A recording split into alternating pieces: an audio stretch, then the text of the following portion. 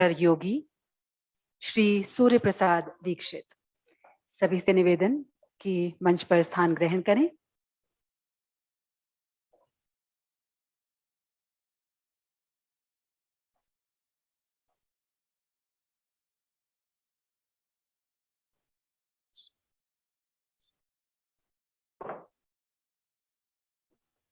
नहीं सर, हमारा सौभाग्य है।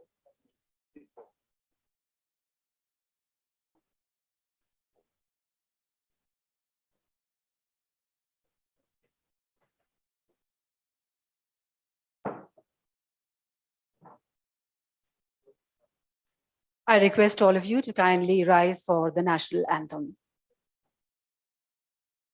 जन गण मन अधिनायक जय हे भारत भाग्य विधाता, पंजाब सिंध गुजरात मराठा द्राविड़ उत्कल बंगा, विंध्य हिमाचल यमुना गंगा उच्चल जलधि तरंगा, तव शुभ नामे जागे, तव शुभ आशीष मांगे, गाहे तव जय गाथा, जन गण मंगल दायक जय हे भारत भाग्य विधाता, जय हे जय हे जय हे जय जय जय जय हे।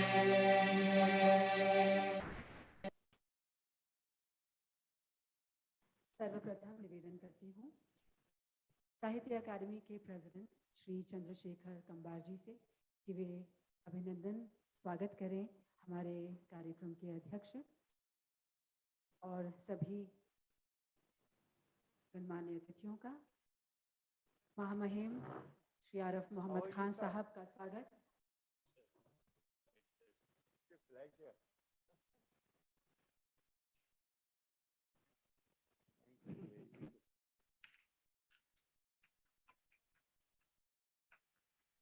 और अब मैं निवेदन करती हूँ अकादमी के सचिव श्री डॉक्टर श्रीनिवास राव जी से कि वे मंचासीन अन्य सभी अतिथियों का स्वागत करें।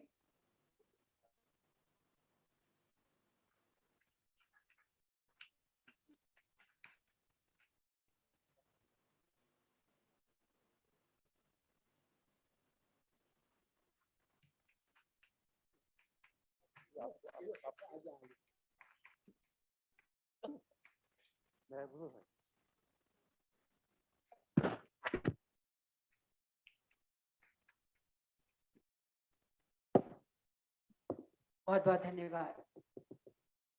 Of all the countries in the world, it is in India can one find remarkably diverse devotional literature and in large number of languages, many of them still remain oral. Bhakti literature in India was not merely a literary or poetic representation of a devotee to the Lord.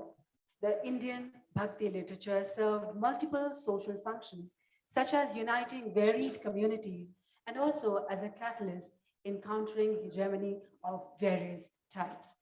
Bharat की भक्ति साहित्य ने जनता को संस्कृति की जड़ों तक पहुंचाने का मार्ग दिखाया, अवसादग्रस्त लोगों को उनकी कट्टर नींद से जगाया तथा लोगों की आकांक्षाओं को दिशा और रूपाकार दिया है। This session on singing the faith, Bhakti literature in India, is a representation of many perspectives of devotional literature in India. आगे बढ़ने से पहले एक बार मैं संक्षिप्त परिचय देना चाहूंगी मंचासीन सभी महानुभावों का। महामहिम श्री आरिफ मोहम्मद खान जी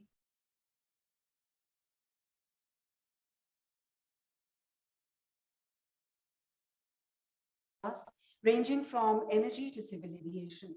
He's been deeply involved in writing since his student days. He's the author of the best-selling book, Text and Context, Quran and Contemporary Challenges. He actively writes articles and columns related to Islam and Sufism. He has advocated abolishment of All India Muslim Personal Law Board, He runs an NGO called Samarpan for physically challenged people. The other participants on the stage are Shri Basavraj Kalgodi ji. आपने कई पुस्तकों, शोध पत्रों, आलेखों और को लिखा है, उसके रचनाकार विद्वान हैं. As the director of Center of Kannada Studies, Gandhian Studies Center and Ambedkar Center, he brought out many valuable publications on contemporary practical practitioners of Gandhian and Ambedkar ethics. He won many awards for best books on literary criticism and research works by prestigious institutions such as State Sahitya Academy, Institution of Kannada Culture, Government of Karnataka, and so on. हमारे बीच उपस्थित है मोहम्मद आजम साहब जी. आप प्रख्यात मराठी लेखक और विचारक हैं. आपके द्वारा सूफीवाद पर लिखित सूफी तत्वादन्या स्वरूप आणि चिंतन रचना को मराठी की एक विलक्षण कृति के रूप में माना जाता है. Retired as a professor, Dr. Azam is an esteemed scholar of Indian spiritualism. He is based in Ahmednagar, Maharashtra. We also have amongst us Shri Mukundakam Sharma. He is a former judge, Supreme Court of India, and former Chief Justice of Delhi High Court. He served as the Advocate General for the state of Mizoram and Nagaland. He was associated with Law Research Institute, Guwahati High Court in different capacities. आपने भारत के विभिन्न विश्वविद्यालयों में कई व्याख्यान दिए हैं. आपको खेल पुरस्कारों हेतु व्यक्तियों के चयन के लिए भी भारत सरकार ने के युवा मामले और खेल मंत्रालय की चयन समिति में अध्यक्ष के रूप में 3 बार नामित किया जा चुका है. And now let's also welcome Shri P. Bhaskar Yogi amongst us. He took the Diksha from spiritual guru Nagalinga Shiva Yogi, who was a researcher in palm leaf manuscripts. He wrote many books, poems, articles on current affairs, and he is a well-known speaker. आपके लेख दैनिक समाचार पत्रों में प्रकाशित होते रहते हैं. हमारे बीच उपस्थित हैं श्री सूर्य प्रसाद दीक्षित जी. आप एक प्रख्यात हिंदी लेखक हैं. आपकी प्रकाशित कृतियों में 65 शोध समीक्षा, 40 संपादित कार्य और लगभग 1000 शोध लेख शामिल हैं. आप साहित्य भूषण दीनदयाल उपाध्याय सम्मान, साहित्य वाचस्पति तथा केंद्रीय हिंदी संस्थान से सुब्रमण्यम भारती पुरस्कार से सम्मानित हैं. आप साहित्य अकादमी के हिंदी परामर्श मंडल के संयोजक भी रह चुके हैं. तो ये है हमारे सभी प्रतिभागी और हमारे अध्यक्ष, इनका संक्षिप्त परिचय. और अब मैं निवेदन करती हूँ अध्यक्ष महोदय से कि इस सत्र का कार्यभार संभालें. धन्यवाद.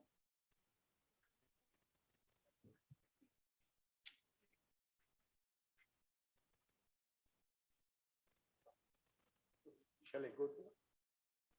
Yes. Oh. I have no idea.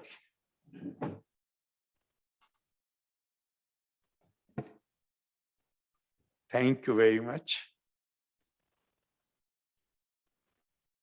My gratitude to Sahitya Academy for their invite and asking me to preside over this issue, this session.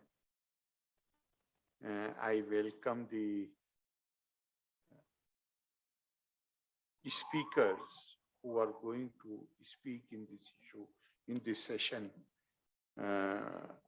Shri Mukundakam Sharma ji, former judge of the Supreme Court, Shri Muhammad Azam, Shri Dr. Basavraj Kalgudi, Shri P. Bhaskar Yogi, Dr. S.P. Dikshit, Professor Uday Narayan Singh.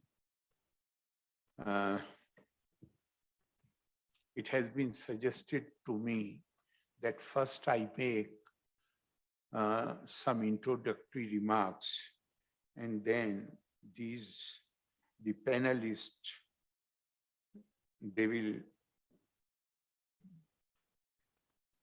express their views on the subject.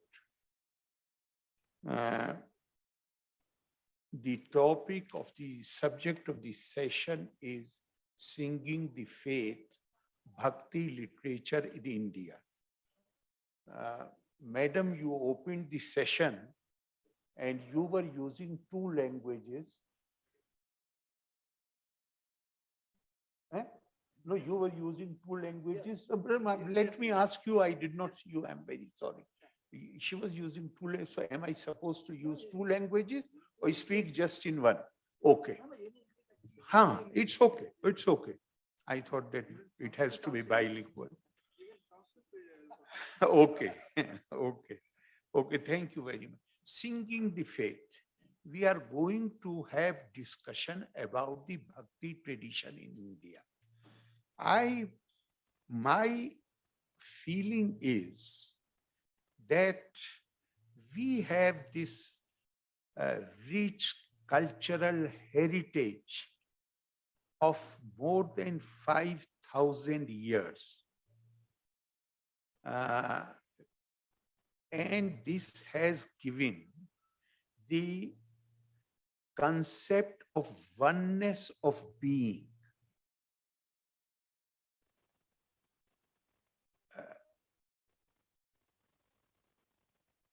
If I recall correctly, in 1921, Gurudev Rabindranath Tagore, while accepting the Nobel Prize, he referred to this as the foundational virtue of Indian culture and civilization.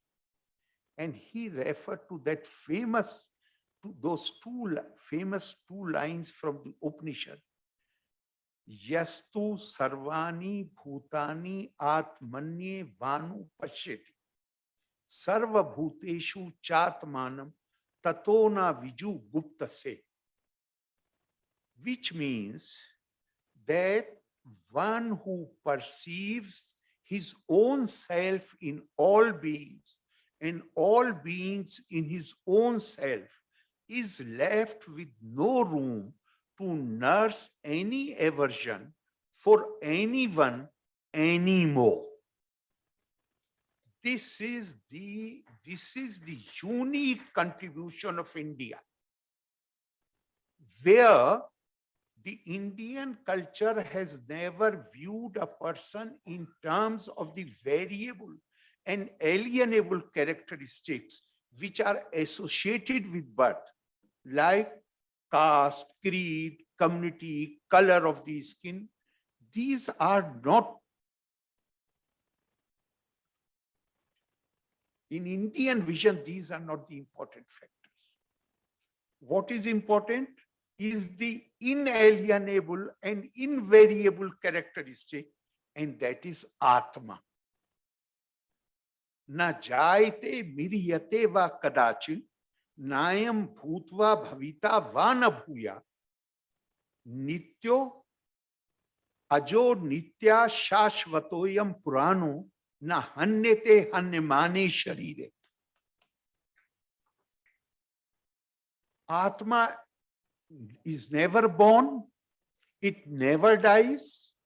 Even when this body, which is the carrier of the Atma, this dies, I mean, that is the imperishable in the perishable.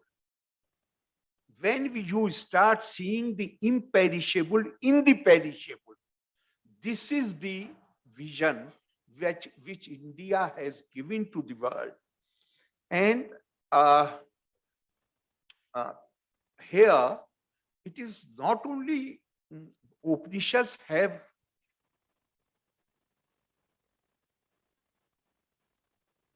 laid special emphasis on it. But if we refer even to Balmiki Ramayana,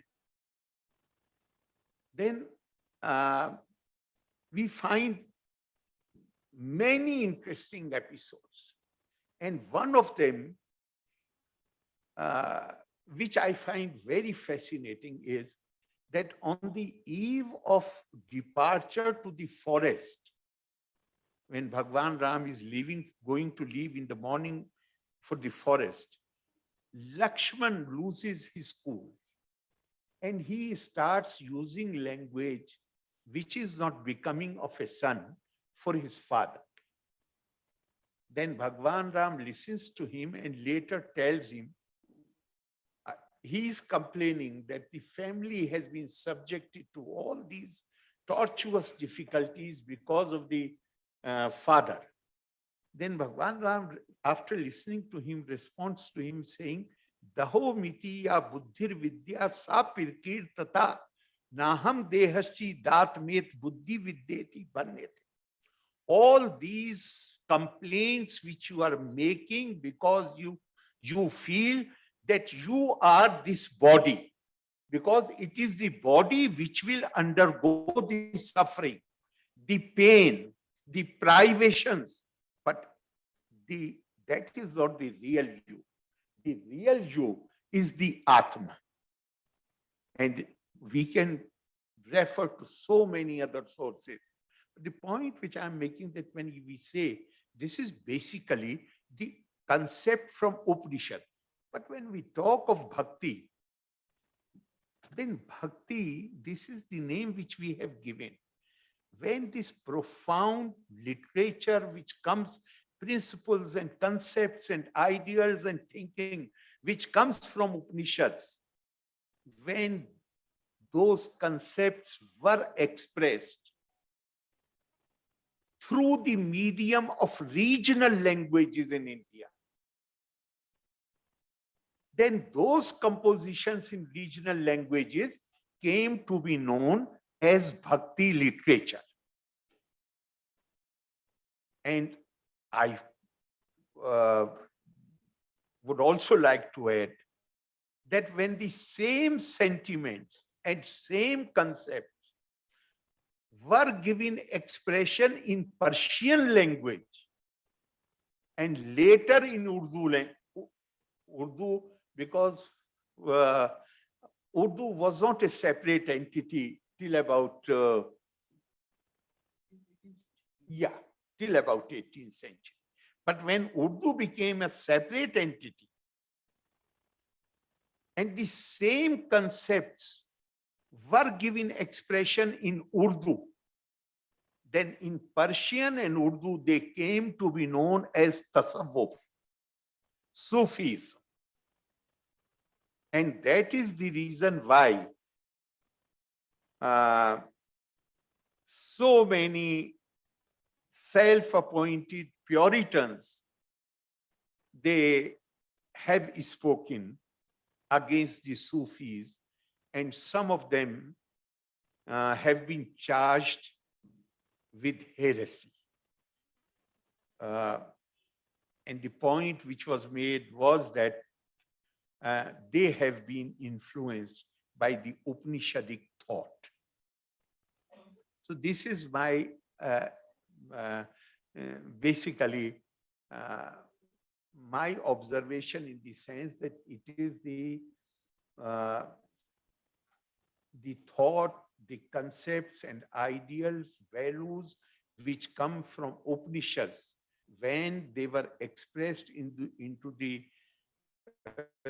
through the medium of the language which people generally speak in different regions of India, that came to be known as Bhakti literature. And the purpose, if we see the purpose, it is the same.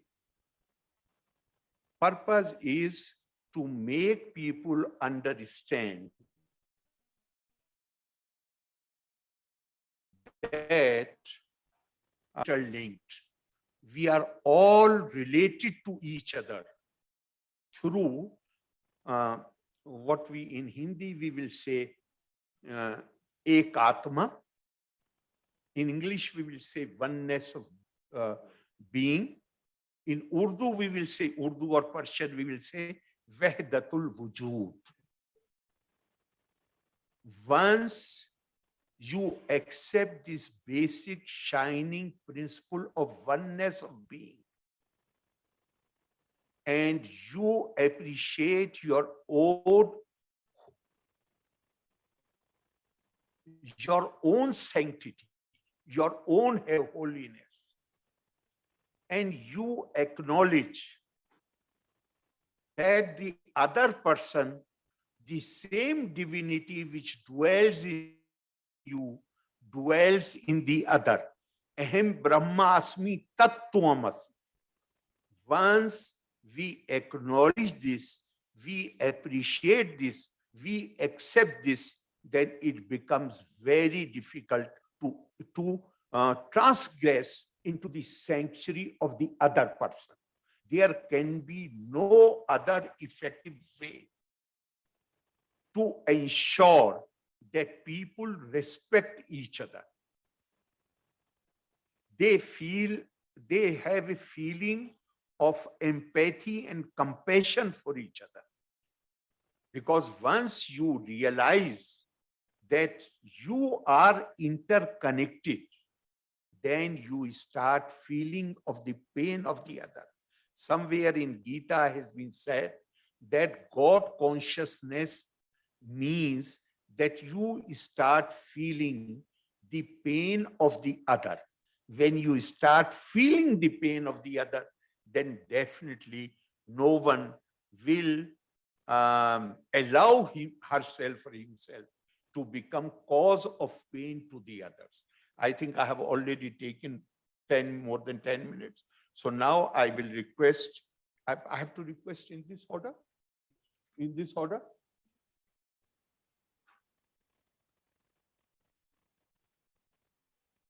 Dr. Basavaraj Kalgudi, eminent Kannada scholar. You can speak from, you want to go there? Okay.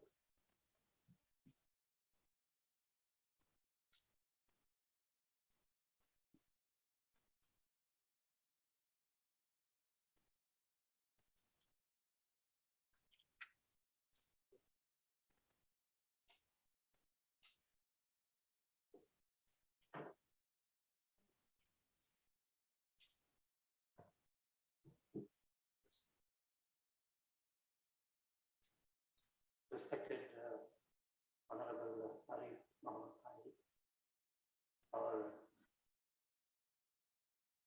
dear co-speakers, I'm indebted to the Sahitya Academy for calling me to speak on singing the faith Bhakti literature in India. I thank Dr. Chandrasekhar Kambarji, President of Academy, and Vice President and also Secretary of the Academy for calling me to speak on this subject. I have here one of our eminent novelists, Bhairavaji, sitting, and it's really an honor to me to speak before such personalities. Here in this note, I have tried to see the notion of faith as a dynamic phenomenon. Arif Muhammad Khanji said that whatever the Upanishad, the philosophy Upanishad talked about, it was petered out into the Bhakti literature in the regional languages called India. Actually, basically, the Bhakti utterances of regional languages asked a primary question: why we are not interlinked? This is the primary crisis wherein the Bhakti movement, the Bhakti saints asking a question: why you are not interlinked? This is the very primary question wherein the society is stratified into class and caste. So here in this note, I have tried to see the notion of faith as dynamic phenomenon. I even tried to search for its restructure so as to make relevant even to the modern skeptics of faith. Due to the shortage of time and to be brief and to the point, I would like to present the written paper here. There are two ways of approaching the subject of faith. big majority of people who are religious and who adhere to the principles and philosophies of religion, doctrines of religion, of a particular religion actually, have an image of a static God as a symbol of God. In India, there were two ancient, important, divergent philosophies which were dealing with the link between the devotee and the Paramatma. One was Shankaracharya, a philosophy, Advaita philosopher, and the other one, Ramanuja, Dvaiti, is also, his philosophy is also called as Vishishadvaita. Most of the traditional writings of Bhakti movement have taken an approach to define them in terms of these two doctrines. The definition of faith for a devotee here is very simple in the sense that he adheres to the doctrine. The other way of seeing the faith is to problematize it. Problematize the notion of a faith actually. If it is considered as a dynamic phenomenon, it becomes a search to find out what is Paramartha. Such type of parallel strain of dynamic bhakti, a passion, can be seen during 7th and 8th century in the bhakti hymns of Alwars and Nayanmars. The bhaktas mostly came from the understrata of the society who uttered the songs of passion, linking themselves with the eternal God in a non-ritualistic way. We see various modes of eternal love of Radha Krishna sung by Alvars. We also see a new kind of spiritual narratives about Nayanmars, like Vedar Kandappa, a tribal devotee, giving his eye to Shiva, and Karika Lammai, a Nayanar devotee, walking head down to reach her beloved God Shiva. But Shaivite Bhakti traditions during the same period took a new turn wherein a Puranic image of Shiva, worshipped as a god, was deconstructed. The non-Vedic Natha and Siddha Parampara, Siddha traditions actually considered the body as an abode of God. This is a very revolutionary moment in Indian history, wherein these two traditions of India, Natha and Siddha, considered that the body is an abode of a god. Shiva was considered the Paramayogi, the ultimate image of unifying. The importance given to the mind and body by these two traditions created a new way of thought about the ultimate abilities of the body. The new search of spirit of the body found the way of exploration. So you can see alchemic experiments and Siddha medicines. Even now they are work in Madras, actually Chennai, Tamil Nadu, Siddha medicines. And the result of such belief in the power of body and mind. A new kind of faith emerged in Shaivite tradition, where the body was considered as search where the ultimate resides.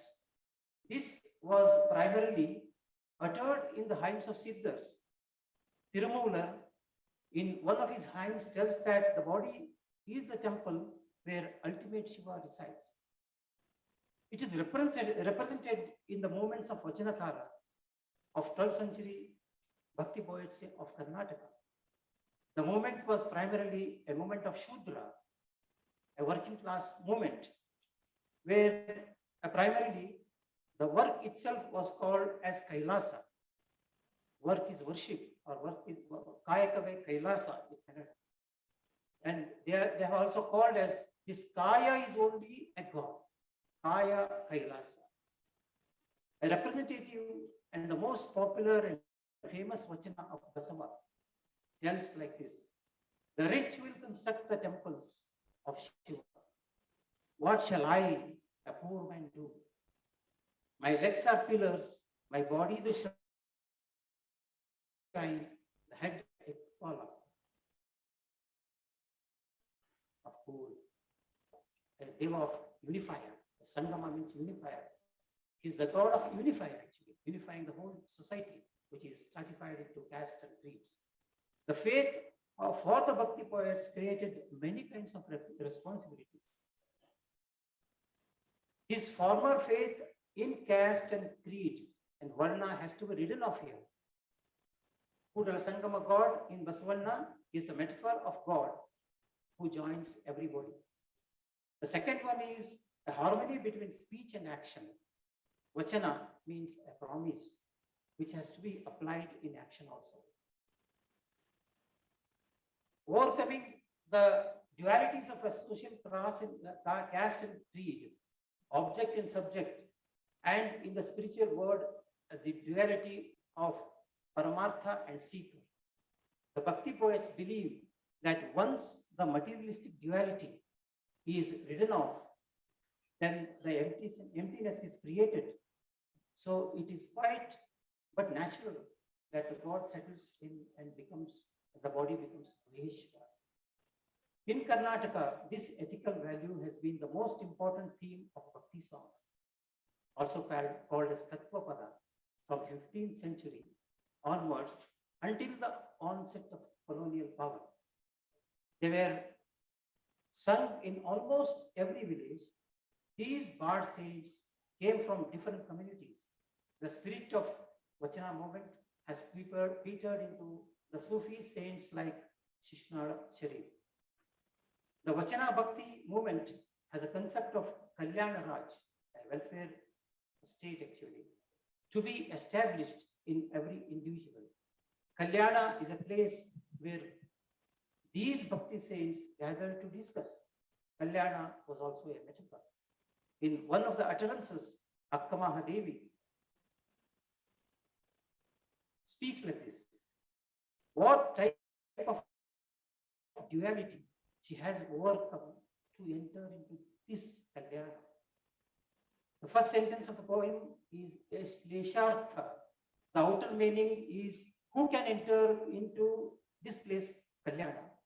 The inner meaning is why and when Kalyana will not be inside a Bhakta. The Vachana runs like this. For whom it is impossible to enter into Kalyana? For the one not rid of desire and temptations. For the one who are not pure inside and outside. For the one who has the ego. I am the one who understood this core, became myself an embodiment of love, called Channa Malli Kanchana, a beautiful Kanchana. Shedding the shame of duality, I saw Kalyana. The ethical conduct is the core of such Bhakti songs. One Vachana of Basava, the leader of the movement of Karnataka, 12th century, runs like this. No theft, no killing, no lying, no flattering yourself, no scolding others, no anger, no grimace with others. This is the inner purity and this is the outer purity. This is the way to achieve God called unified. These words of conduct compel us in our times to introspect, to see where we are actually. The Vaishnavite Bhakti movement at the same time in India was very popular and intensive. Here the faith of Bhakta lies in believing the avatar of Vishnu. The human element of Krishna and Rama were suitable for Bhakti saints to sing songs of eternal relationship as a slave or as a lover. Kannada Vaishnavite saints called themselves as Haridasa, meaning slaves of Hari. This Bhakti movement was widespread in India during 15th century. Kanakadasa and Purandaradasa were considered as great Bhakti saints. The Kirtanas of Purandara were tuned to musical notes of Karnataka Sangeeta. The The saints were bards carrying tambura. They went to all the Vaishnava holy places of South India, singing the stuti of Vishnu.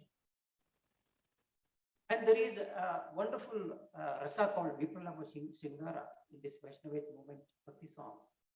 This Vipralamba is one of the main theme of Vaishnava devotional songs. The exit of Krishna from Gokula. This is a wonderful mythical story all over India. It's a famous story wherein Krishna goes from Gokula to Mathura, actually, leaving all gopis and then Radha also. Meera, in one of her bhajans,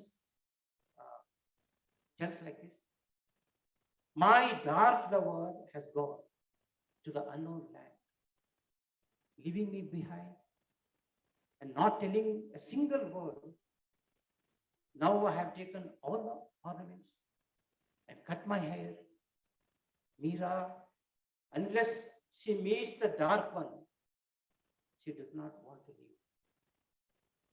Eternal waiting is the motive of Vaishnava Bhakti songs. These devotional songs are so intense that they inevitably make Bhakta to dance to the tune of a song. In one of the Kirtana of Purandaradasa, he tells about the spiritual quality of a dance actually. He who plays the tambura traverses the ocean of worldly existence. He who taps the rhythm joins devas. He who ties anklets to the leg conquers even the evil spirits. He who sings rhymes cites the image of Hari. The intensity of faith in ethical values in life and the sacred love of Paramartha, are they losing relevance today? It's an important question to be asked. I would like to refer incidents of modern times concerned with element of faith and its relation to the world view. It is related to Mahatma Gandhi and Ramana Maharshi. One is, as you know, a staunch Vaishnavite. The other one is a staunch modern Advaita. In the year 1930, actually, Gandhiji visited Tiruvannamalai.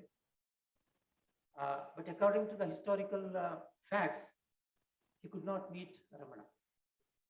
In fact, he was obstructed to meet Ramana. But there is a myth also. There's a myth, a story which goes on to tell that both of them met. It narrates that both of them had met and it was a spring season. A tree in the ashram was bustling with fresh green leaves.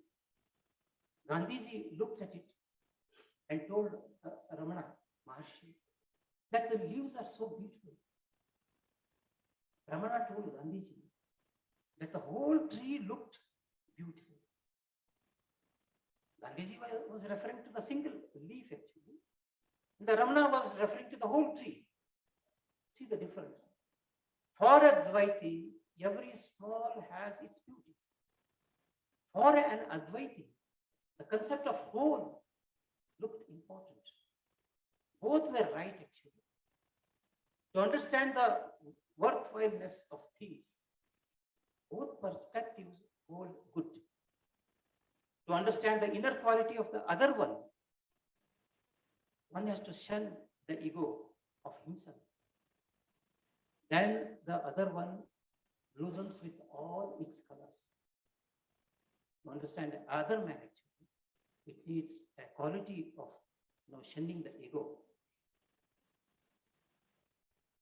This is the real Dvaita for our modern times. To have such perspective, one has to shun whatever dust inside us. This is the quality of Advaita. Both of them go hand in hand to make a life worthwhile. Gandhi used to hear Vaishnava Janato daily in his mass gathering in ashram. It was a Bhakti song sung by Narsingh Mehta in 15th century. He was a saint, a Bhakti saint actually.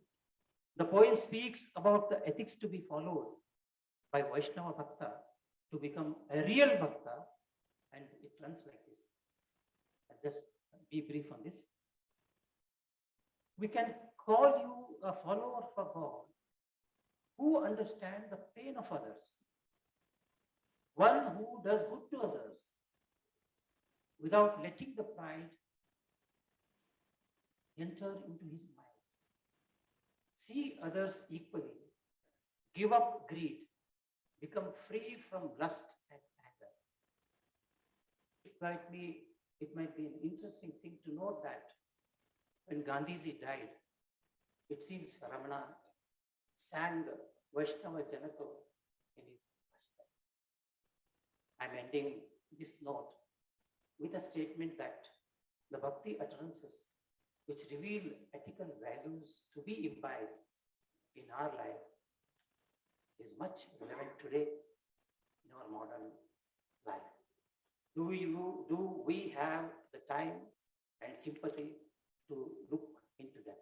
Thank you. Thank you, sir.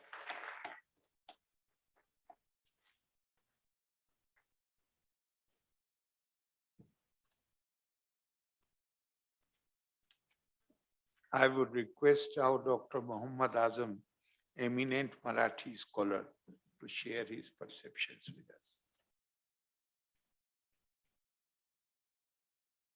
महामहिम केरल के राज्यपाल तथा आज के सत्राध्यक्ष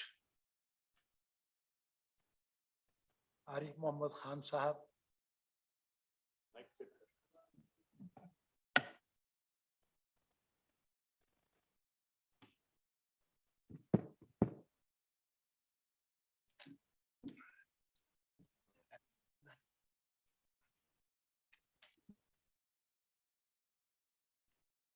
महामहिम केरल के राज्यपाल तथा आज के सत्राध्यक्ष परम आदरणीय आरिफ मोहम्मद खान साहब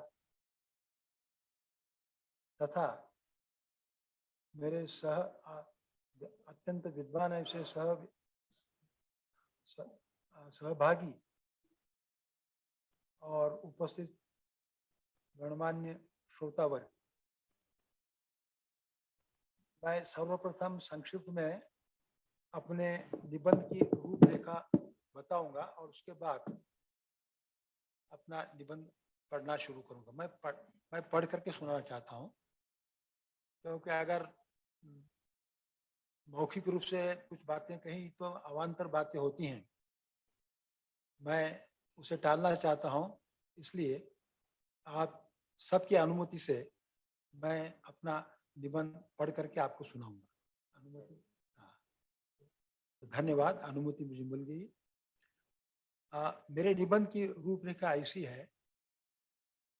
भक्ति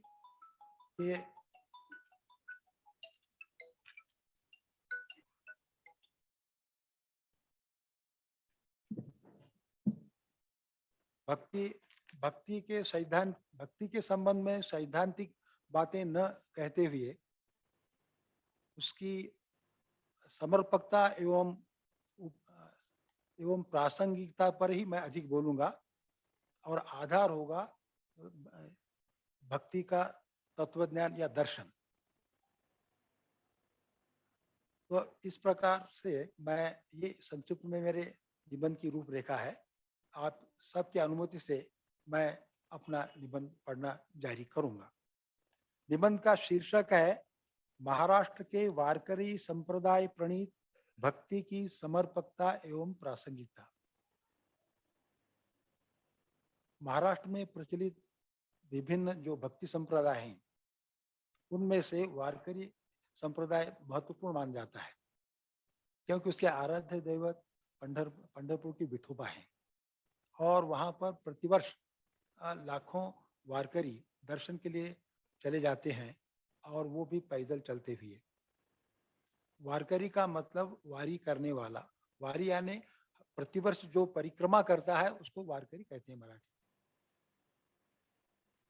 सर्वप्रथम मैं भक्ति और उसके दार्शनिक पक्ष का नूतन स्वरूप क्या है इस पर प्रकाश डालूंगा। भक्ति शब्द संस्कृत के भज धातु से निर्मित है। इसका अर्थ होता है सेवा करना। इसी में उसका सामाजिक पक्ष निहित है, क्योंकि सेवा के लिए किसी सेव्य की अनिवार्यता होती है और यह सेव्य है परमेश्वर के साथ स्वयं मानव भी। भक्ति के इस सामाजिक पक्ष से उसका अनुप्रयुक्त रूप प्रकट होता है, निःसृत होता है। उसी में से उसका पुनरुज्जीवित नवीन रूप का उदय होता है। वस्तुतः भक्ति का अनुप्रयुक्त रूप ही उसका पुनरुज्जीवित रूप होता है। वैसे भक्ति में पुनरुज्जीवन की क्षमता होती है, इसीलिए वह युगानुकूल नूतन रूप धारण कर पुनः प्रकट होने की अपनी क्षमता से हमें उसके नवीन रूप के दर्शन होते हैं। नवधा भक्ति में यह बात दिखाई देती है। एक ही उदाहरण से यह बात स्पष्ट हो जाती है। जैसे भक्ति का साध्य प्रेम है और देश प्रेम, मातृभूमि प्रेम, राष्ट्र प्रेम, राष्ट्रनिष्ठा, देशभक्ति, ये सभी भक्ति के अल्पांशी अनुप्रयुक्त रूप हैं। व्यक्तिगत दृष्टिकोण से भक्ति एक ओर धर्म की दिशा में अपने आराध्य की आराधना होती है, तो दूसरी ओर सामाजिक दृष्टि से उसका उद्दिष्ट आध्यात्मिक उन्नति होता है। अध्यात्म मानव के सम्मुख आचार का एक उच्च आदर्श रखता है और उस आदर्श तक पहुंचने के लिए नैतिक मानदंड भी प्रस्तुत करता है।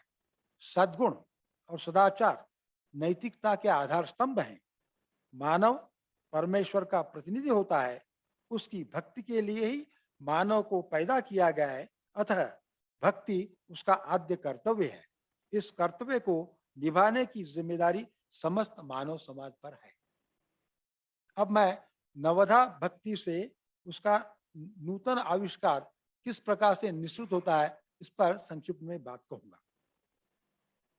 नवधा भक्ति के प्रकारों में से सर्वप्रथम भक्ति है श्रवण। श्रवण भक्ति से सदाचार की प्रेरणा, समभाव वृत्ति, सत्य एवं अहिंसा, इस प्रकार की ये नूतन भाव आविष्कार होते हैं। अब भक्ति का नवधा भक्ति का दूसरा प्रकार है कीर्तन। कीर्तन में जो है आनंद प्रसाद निर्माण होता है। तीसरा है स्मरण। स्मरण से अवगुण अपसार, दुर्गुणों का निराकरण होता है।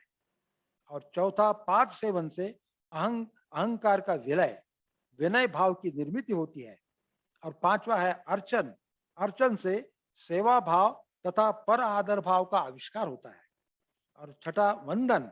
वंदन से मन की एकाग्रता साध्य करना, मन शांति तथा विश्व शांति की बुनियाद है। सातवां दास्य। दास्य से करुणा का आह्वान होता है और दया भाव की निर्मिति होती है। और आठवीं है सख्य।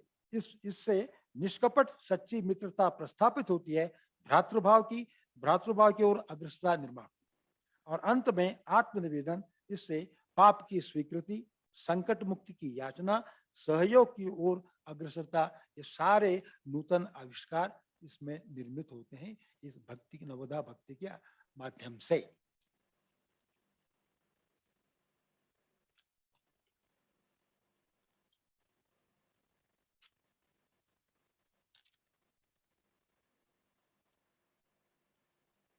अब इसकी प्रासंगिकता कैसे, किस प्रकार की है, इस पर अब मैं प्रकाश डाल रहा हूं। पर आदर भाव, पर धर्म के प्रति आदर, सर्वधर्म समभाव, सेवा भाव, लोक सेवा, देश सेवा, भ्रातृभाव, देशभक्ति, देश प्रेम, शालीनता, नम्रता, विनय, सत्य, अहिंसा, स्वातंत्र्य, न्याय, त्याग, अभय, सहनशीलता, संयम, अंतर्बाह्य शुचिता, सर्वमंगल कामना, सुख, शांति, सर्व कल्याण की शुभ कामना, आनंद प्राप्ति इत्यादि अनुप्रयुक्त भक्ति के पुनरुज्जीवित नूतन स्वरूप के लक्षण हैं। सत्यम शिवम सुंदरम में इन सभी बातों का समाहार हो जाता है। तभी अहिंसा परमो धर्मः, सर्वानुभूति परमेश्वर, हे विश्वचि बाजे घर, वसुधैव कुटुंबकम, ये महा उपनिषद का ये विधान है। सत्यमेव जयते, ये मुंडक उपनिषद का विधान है।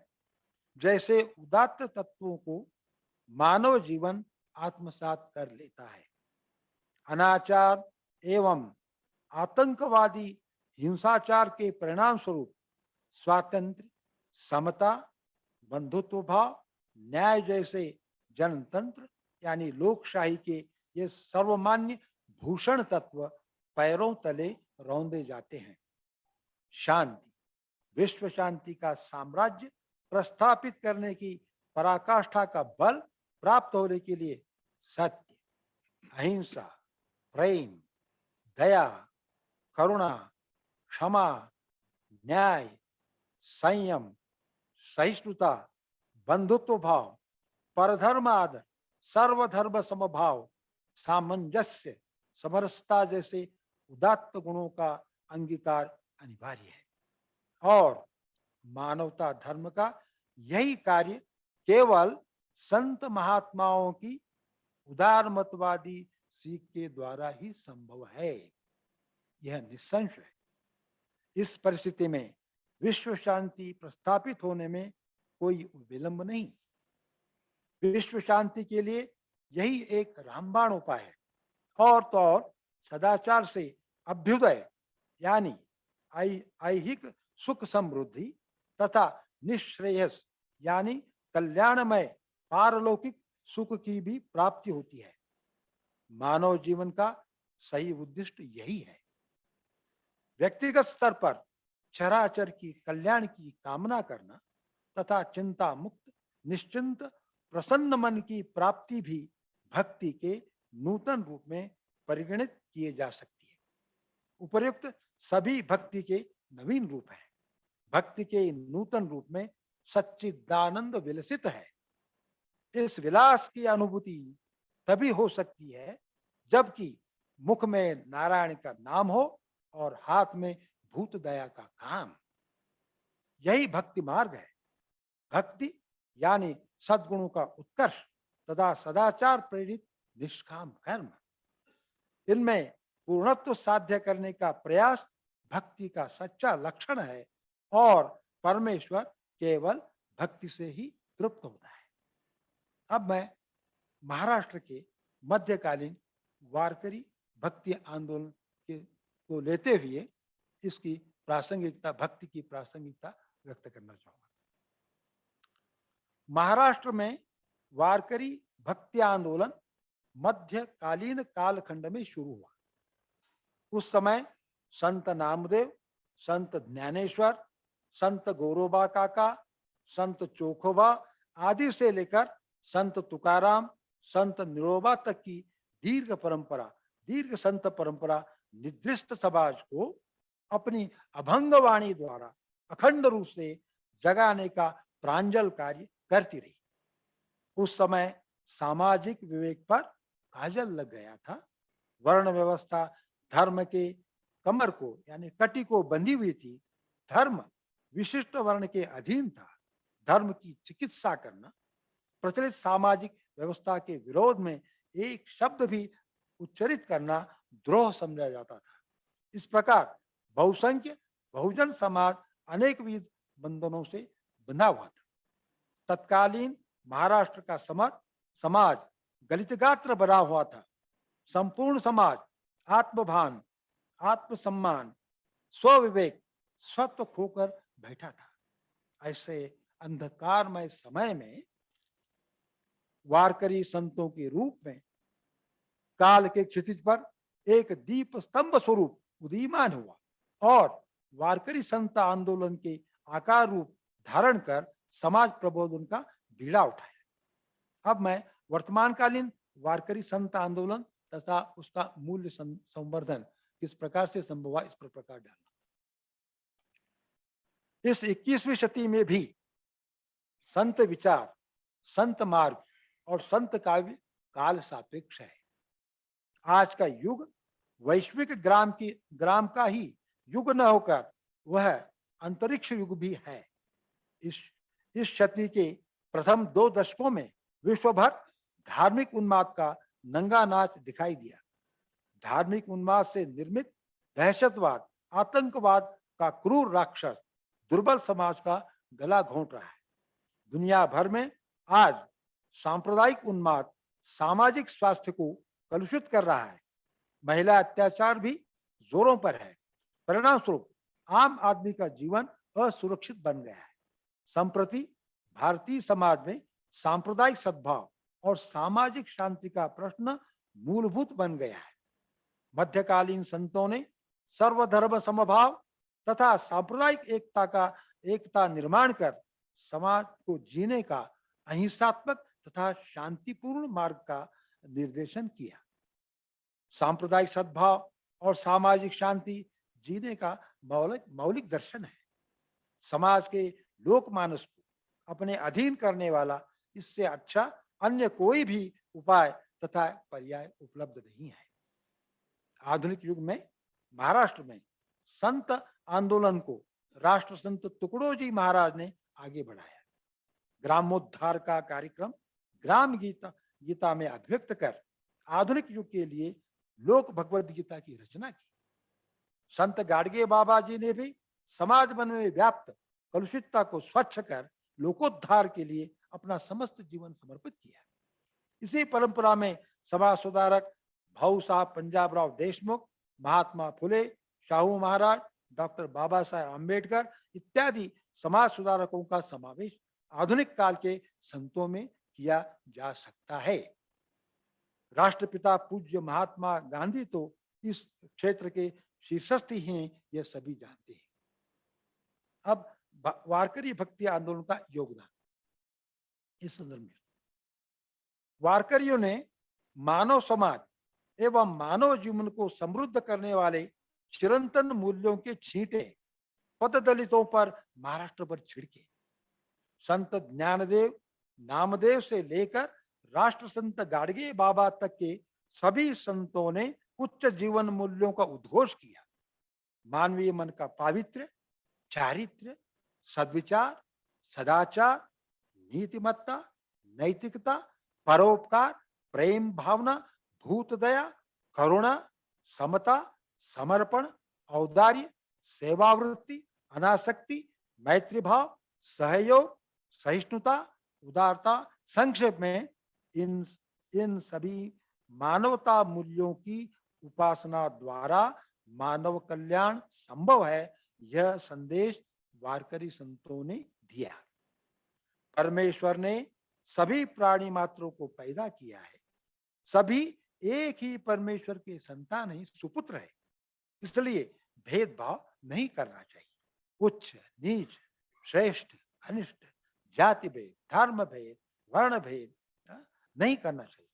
परमेश्वर विठ्ठल की भक्ति का सभी को समान अधिकार है। इस प्रकार का समता विचार वारकरी संप्रदाय ने प्रस्तुत किया। वारकरी संप्रदाय ने जाति भेद मिटाकर जाति अंत की दिशा में जोरदार कदम उठाए। सच्चे अर्थ में वारकरी संप्रदाय भारत के जाति विरुद्ध समाज का प्रतिनिधित्व है। यह संत साहित्य ही सामाजिक अभिसरण साध्य करने वाला साहित्य है।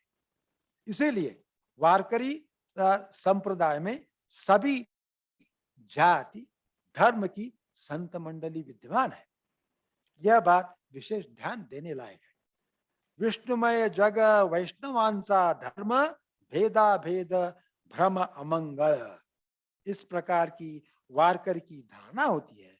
अंत में इतना स्पष्ट रूप से कहा जा सकता है कि अपने आचार मार्ग, दर्शन तथा सीख द्वारा समतावादी, बंधुत्ववादी, मानवतावादी विचारधारा का पुरस्कार वारकरी संप्रदाय ने किया है। उपर्युक्त समस्त चिंतन मानवीय मूल्यों का आविष्कार केवल कथनी तक मर्यादित न होकर वह करने के रूप में सर्व सामान्यों के आचरण में प्रवाहित होकर एक रस हो गया है। अब उपसंहार स्वरूप संक्षिप्त में बात कही जा रही है। उपसंहार स्वरूप कहा जा सकता है कि आज के आधुनिक तंत्रज्ञान अंतरिक्ष युग में स्वत्व तथा जीवन मूल्य खोए हुए मानवीय समुदाय का वारकरी संप्रदाय ही पुनश्च उद्धार कर सकता है, क्योंकि वारकरी संप्रदाय जीवन निष्ठा प्रतिपादन करने वाला संप्रदाय है। आज के मानव को तान तनाव से मुक्त करने के लिए शारीरिक, मानसिक, आत्मिक, सामाजिक, सांस्कृतिक समाधान, आनंद, चैतन्य प्राप्त कर देने के लिए वारकरी विचार आचार ही रामबाण औषधि है। हताश, हतबल, नैराश्यमय, पराभूत मानसिकता में जीने वाले किसानों को आत्महत्या से परावृत्त करने के लिए केवल संत विचार ही महत्वपूर्ण सिद्ध होते हैं। महिलाओं पर अन्याय, अत्याचार और उनका चारित्र हनन रोकने की क्षमता सिर्फ और सिर्फ वारकरी मूल्यों में है। इसलिए जाति, धार्मिक, प्रांतिक की धारदार तीक्ष्ण अस्मिता के फलस्वरूप दुभंग होने वाले समाज को एक संघ विचार से जोड़े देने वाला केवल भागवत संप्रदाय, वारकरी संप्रदाय और पंढरपुर का विठ्ठल ही है। आज भी इसे नकारा नहीं जा सकता। आपने मनपूर्वक मेरा निबंध सुना, इसलिए मैं आप सभी श्रोताओं का मनपूर्वक आभारी हूँ। धन्यवाद। May I now request Honorable Shri Mukundakam Sharma, very eminent Assamese scholar and former judge of the High Court.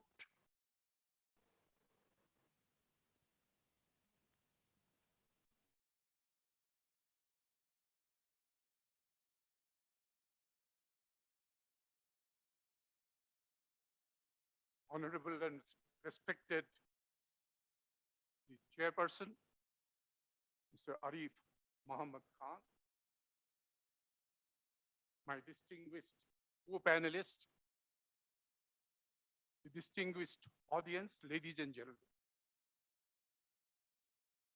India is the birthplace of many saints, and I would like to deal with their teachings, their philosophies in a short speech that I'm going to deliver today before you. These saints made an in-depth studies of our scriptures and thereby acquired wisdom and deep knowledge about our religion, our spiritual tenets. Due to their scholastic and persuasive acumen, they could attract many persons towards them who became their ardent devotees. And these saints, along with their devotees, laid down the foundation of the Bhakti philosophy, the Bhakti movement, Bhakti literature, and thereby our culture, philosophy, literature, and thought process got enriched. The most prominent among them was Adi Guru Shankaracharya, who was born in the 8th century AD, lived a life of only 32 years. And during this brief period, he traveled all over India, established the 4 maths, united the entire India, established it as one nation, and also very commendably wrote the commentaries of Upanishads, the Shankara Bhashya, as you know. In that, he has laid down the proposition of the Advaita Vada, meaning that Paramatma and Jivatma is the same and the one. And that gets reflected when we say and when we find in Upanishads, I am Atma Brahma, meaning thereby that my soul emanates from Brahma. That also propounds the same philosophy which is laid down by the Upanishads. And as stated by the chair some time back, Aham Brahmo Asmi, meaning thereby that I am Brahman. Tat Tvamasi, you are also the same, meaning thereby that a brotherly relationship, sisterly relationship in between you and me is established. And that is the basis of a casteless society that we have today, which is, there is there cannot be any division on the basis of religion, caste, creed, language. So therefore, this is also the foundation of our basic concept of Vasudhaiva Kutumbakam. We are all one. We are family members. So therefore, this oneness, which was also stated by the chair few minutes back, is established from the Upanishadic thoughts and the philosophy. Now, we have in our constitution, in the preamble of the constitution, an expression saying fraternity, and it is placed along with justice, equity, and liberty. Now, what is this fraternity that we have imbibed into our political life, into our social life? This is nothing else but that brotherliness, universal brotherhood. Paul Robson also said the same thing. We are on the same boat, brother. So these concepts fit in well with the concept of Bhakti literature. Bhakti, because Bhakti is the sincerest and uninterrupted devotion of the devotees towards Lord Vishnu and his incarnations, Rama and Krishna. One of the very basic Bhakti literature that we have in our possession is Devi Bhagavatam. And it says, and I quote, as oil poured from one vessel to another falls in unbroken line, so when the wine is in unbroken stream, think of the Lord. We have what is called Para Bhakti, which is supreme devotion. Since India is a vast country and the Bhakti concept took roots in different regions, in different cultures, and at different period of time, therefore, Bhakti movement and philosophy has given rise to different sects of Vaishnava movement with a different achara, philosophy, mode of propitiation, and also different forms of literature. The literature which was the product of different procedures and sects of Bhakti philosophy, like the literature, the songs, the bhajans, and the vaishyas of each sect are based on and follow the belief of thought process of the founder of that religious white sect. But by one of them is none else but the Srimad-Bhagavatam, Srimad-Bhagavad-Gita, Vishnu Purana, Padma Purana, Narada Bhakti Sutra, and Sandilya Bhakti Sutra. These are the basic literature of Bhakti philosophy and movement, and these are being appreciated, translated, annotated by different religious leaders and the saints. Vaishnavite Bhakti philosophy enriched the hearts of millions of Indians down the centuries. It originated in the south of Vindhyas about the time of Adi Shankaracharya, and then largely through the efforts of many southern scholars and saints like Nayanars, Vallabhacharya, etc., established itself as a sacred literature in the south. The concept thereafter, with the efforts of Ramanuja and Madhavacharya, traveled towards the north and west and received a helping hand from Namadeva, Tukaram, Ramananda, Tulsidas, Kabir, and Nanak, and some others. And then it travels towards the eastern region, where it got recognized through the sincere efforts of Chaitanya Mahaprabhu, who propounded complete faith and profuse devotion to one supreme being, which is Krishna.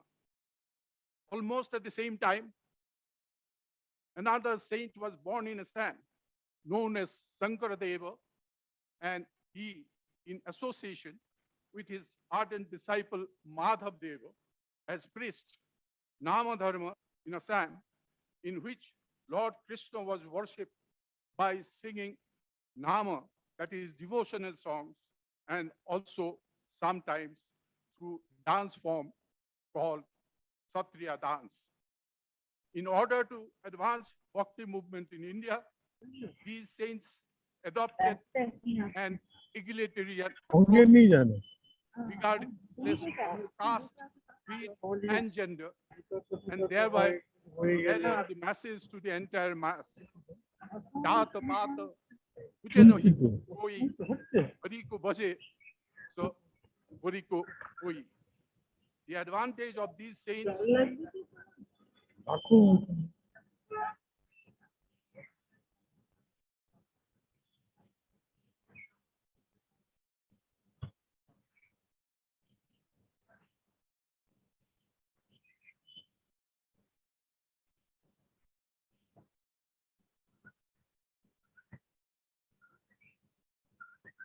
and Nayanars and others use the Tamil language instead of Sanskrit.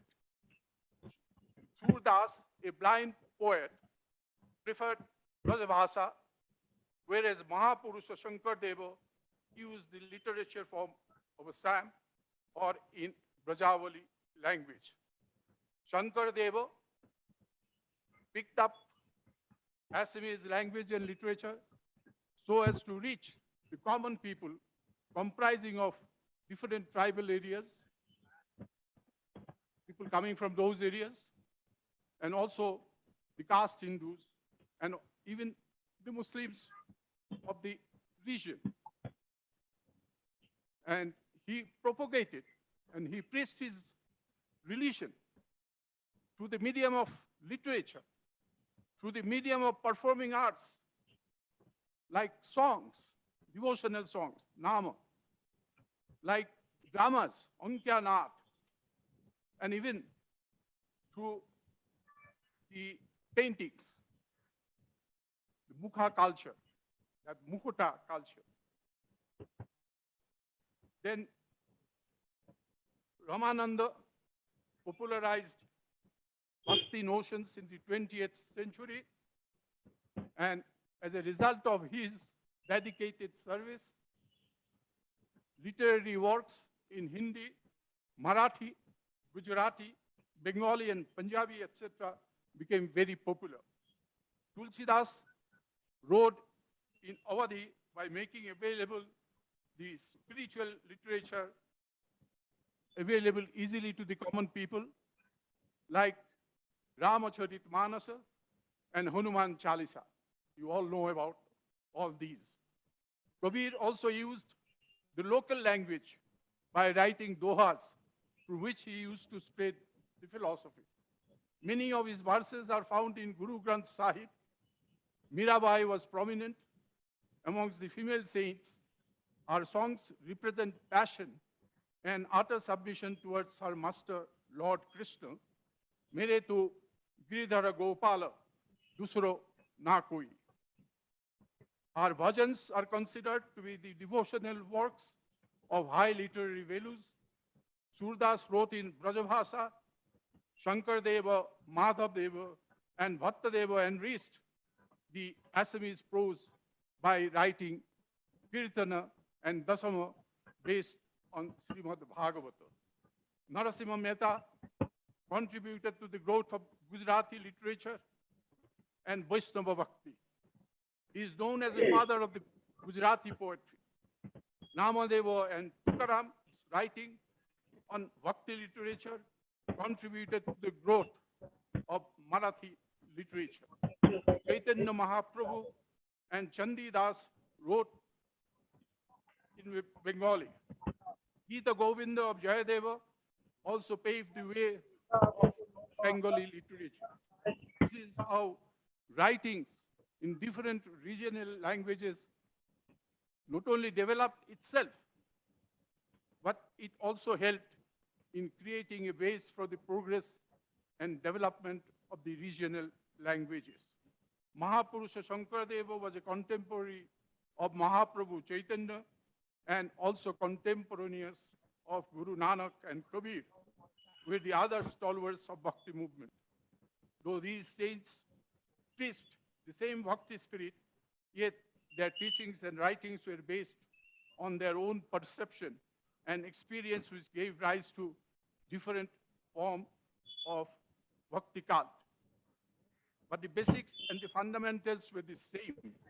The idea is that when water is poured into the foot of one main tree, the same goes to all the branches, flowers, and the leaves. And the same water poured at the feet nourishes other parts of it. The different writings and Bhakti literature in India contain basic principles of the Bhakti movement of different forms, such as Vatsalya, which is the love of the mother towards the son, like Yashoda and Krishna. And when one worships Bala Gopala, the same is Vatsalya's form of love, affection, and devotion. The next is Sakhya. It is the love of the friendship, like that of Arjuna, Uddhava, and Vipra Damodara to Sri Krishna. Next is Daisya. It is the form of love of servant towards his Lord. The relationship is that of Hanuman towards Rama, and that of Shankaradeva towards Lord Sri Krishna. And the last one is Madhurya, which is the love and devotion of Gopikas towards Sri Krishna, Mirabai's love for Lord Krishna, and Chaitanya's Mahaprabhu's love and dedication towards Sri Krishna. All the literature based on the Bhakti movement, including the Bhagavata, generally states is just now spoken to you by my predecessor speaker. They are Sravana, Kirtana, and Sparana. These are the three which are the Premamayi Bhakti. The next three are Padasevana, Archana, and Bandhana, which are based on karma concept, whereas Daisya, Sakhya, and Atmanivedana are based on Bhakti. The various literature created by these saints spread almost the same messages, which are as follows. Anybody can realize God without any distinction of caste, high or low, with devotion. Love, selflessness, truthfulness, simple and austere living. is one of them. All creatures are sparks of the same divine light is another teaching. Eka Nurte Sab Upajya. Sab Jaga Upajya. Service of creatures is the worship of God, and the concept of universal brotherhood, Vasudhaiva Kutumbakam. All these values are eternal. They are as relevant today as ever. Only these values can stand as an antidote to materialism and self-centeredness, and can sustain the glory and dignity of human life. The Bhakti movement being a mass movement and not being confined to the selected few, has a special role to play when common man holds the key position in a democratic setup like ours. Thank you.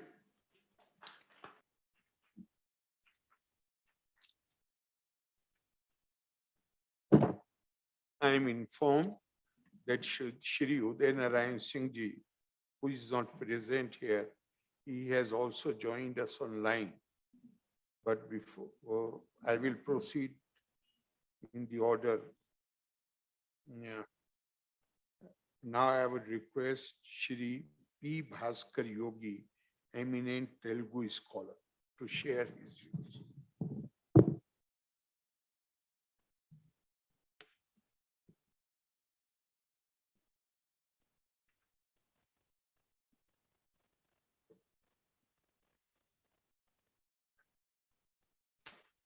त्रैवाणी गिरिजाच्छिराय ददतो वक्षो मुखांगेषु ये लोकानां स्थितिमावहन्ति च विगतां स्त्रीपुंसयोगोद्भवां ते वेदत्रयं मूर्तयस्त्रिपुरुषाः सम्पूजिता वस्तुरैर्भूयासु पुरुषोत्तमाम्बुजभव श्रीकन्दराश्रयसे। आज के कार्यक्रम में मंच पर विराजमान हमारे जाने माने लोकप्रिय उपन्यास और अध्यक्ष जी श्री आरिफ मोहम्मद खान जी और मेरे सहभागी और श्रोताओं में बसे हुए परमात्मा को शिरस से नमस्कार करता हूँ। यदि विश्वास को ईश्वर की ओर मोड़ दिया जाए तो वो भक्ति में परिवर्तित हो जाता है। नारद ने अपने भक्ति सूत्र में कहा है कि स्वातस्मिन् परम प्रेम रूपा, प्रेम के स्वरूप को ही भक्ति कहा जाता है। विश्वास ऊपरी भौतिक वस्तुओं के प्रेम करने जैसा होता है, जिसमें भक्ति आंतरिक रूप से निहित है। ऐसी भक्ति में डूबकर समाज में सामाजिक एवं आध्यात्मिक परिवर्तन लाने वाले विभूति भक्ति कवि कहलाते हैं। पश्चिम आलोचक यहाँ कहकर आलोचना करते हैं कि यहाँ भक्ति मध्यमकालीन संतों में बाहर से आए हुए सूफी दर्शन में प्रभाव में जन्मी है, परंतु कई शोधक तर्कों ने उसे असत्य सिद्ध कर दिया है। भारतीय दार्शनिकों ने इस बात की पुष्टि की है कि भक्ति के इस दर्शन की उत्पत्ति वेदों से हुई है। वेदों में देवता मंत्र प्रत्येक देवता के लिए भक्ति का आह्वान करते हैं। साथ ही गोपियां जो भगवान श्री कृष्ण से अपार प्रेम करते हैं, उनकी रासलीला हमारे देश में महान साधना है। और भी गहराई में जाने पर हमारे पास भगवान की सगुण एवं निर्गुण के रूप में उपासना करने के दो प्रकार है। इन निर्गुण सगुण एवं एकेश्वर उपासना का बोध उपनिषद, अवधूत परंपरा तथा सिद्ध परंपरा से ही मिला है। इस अवधूत परंपरा का रूपांतरण ही हमें सूफी में दिखाई देता है। फरीदुद्दीन अख्तर अलगदाली जैसे व्यक्तियों ने ईरान में सूफी दर्शन का मार्ग प्रशस्त किया।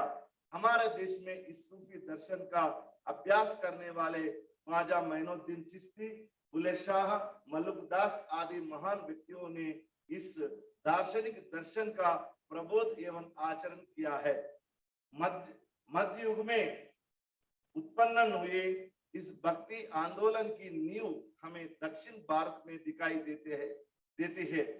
550 ईस्वी में दक्षिणापथ में पल्लवों के शासन काल के दौरान नयनार, शैव भक्त, आलवार, वैष्णव भक्त कई गैर ब्राह्मण जातियों के महान साधुओं के रूप में उजागर हुए। उनकी यही आकांक्षा थी कि जातियों के परे समाज में आध्यात्मिकता का निर्माण किया जाए। इनके जीवन का अध्ययन करने के लिए तमिल में पेरिय पुराणम तथा कन्नड़ में 63 शिवभक्तिगल कथलु देख सकते हैं। इनसे पूर्व ही बौद्ध जैन धर्मों ने सार्वजनिक भाषा को अपनाया और स्वदेशी छंदस में कहानियां को सृजन करके धर्म का प्रचार किया। जैन त्रिषष्टि शलाका पुरुष वृत्तांत, बौद्ध ने जातक कथाएं के इसी प्रथा में है। इसी मार्ग में आलवार एवं नयनारों ने मंदिरों में बसे हुए भगवान को आम लोगों के दिलों तक पहुंचाने की आंदोलन का नेतृत्व किया है। 7वीं सदी में ही तमिलनाडु के चिदम्बरम के नंदनार नामक एक दलित नयनार शिव भक्त ने कई समाज सुधार कायों का श्री गणेश किया। इस प्रकार श्रीरंगम में तिरुप्पाणी आलवार महान विष्णु भक्त भी है। यहाँ दोनों दलित समुदाय में जन्म लेने वाले महान साधु है। यहाँ एक भक्ति आंदोलन के रूप में आरंभ होकर धीरे धीरे समूचे दक्षिणापथ में फैल गया। पल्लव राष्ट्रकूट चालुक्यों के शासन के बाद दक्षिणापथ में मराठी प्रांत में यादव राजा और मैसूर प्रांत में होयसला, तेलुगु प्रांत में काकतीय और मदुरई प्रांत में पांड्य ने अधिकार में आया। इस बीच 712 ईस्वी में मोहम्मद बिन कासिम के रूप में भारत पर प्रथम आक्रमण हुआ। सिंध प्रांत के शासक दाहिर सेन के दाराशाही होने से इन हमलादारों ने भारत में प्रवेश किया। इसके बाद समूचे उत्तर भारत पर इस हमलों की श्रृंखला आरंभ हुई। मोहम्मद गजनी, गोरी, नादिर शाह, तैमूर लंग जैसे आक्रामकों ने अपने धार्मिक कट्टरता के चलते भारत में विध्वंस फैलाया। इन सारे तथ्यों ने न केवल उत्तर भारत की प्रजा को भौतिक जीवन का ध्वस्त किया, बल्कि उनके आंतरिक जीवन की आध्यात्मिकता पर भी गहरा प्रभाव पड़ा।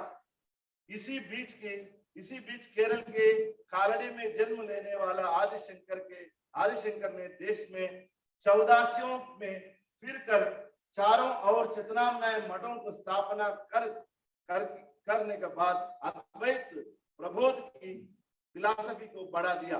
हिंदू धर्म के अंतर्गत धर्मों का अवगुणों को खंडन करके हिंदू धर्म को एक उत्तेज प्रदान किया। इसी प्रकार 10वीं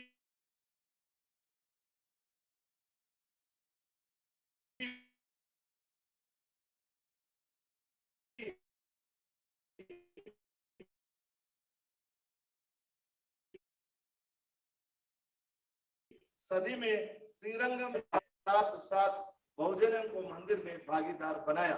मुख्य रूप से जाति उन्मूलन के लिए एक आंदोलन को छेड़ा। प्रांत में महात्मा बसवेश्वर ने एक सामाजिक आंदोलन का आरंभ किया।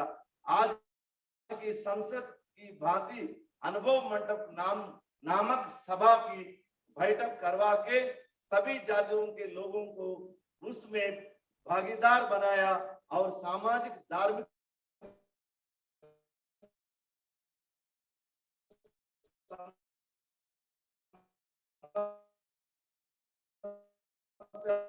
उनका समाधान किया।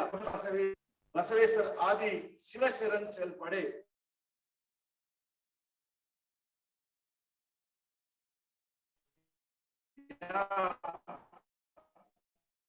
सब सदी से 12वीं सदी के बीच का है, या रामानंद जैसा महान दार्शनिक का प्रभाव हो सकता है, परंतु यहाँ भक्ति आंदोलन उथल पुथल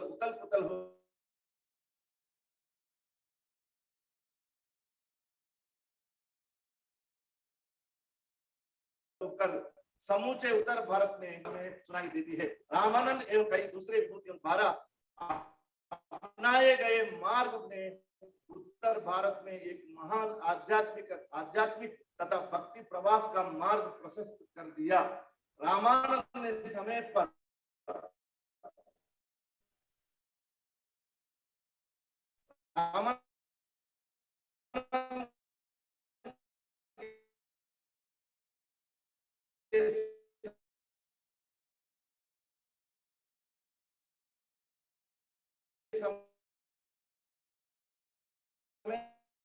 पर कई प्रांतों में अनेक आदि इनके अभ्यास में प्रमुख थे। एक महात्मा ने कहा था कि जब राजदंड मिट्टी छाटने लगे तब धर्मदंड राष्ट्र की रक्षा का शस्त्र बन जाता है। भक्ति कवियों ने इसी प्रकार के आंदोलन को अपनाया और सफल भी हुए।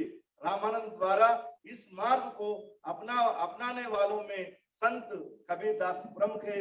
सभी धर्मों एवं धार्मिक विद्याओं के केंद्र वाराणसी में रहने वाले संत कबीरदास ने अपने दोहा की साहित्य प्रक्रिया का माध्यम से सांप्रदायिक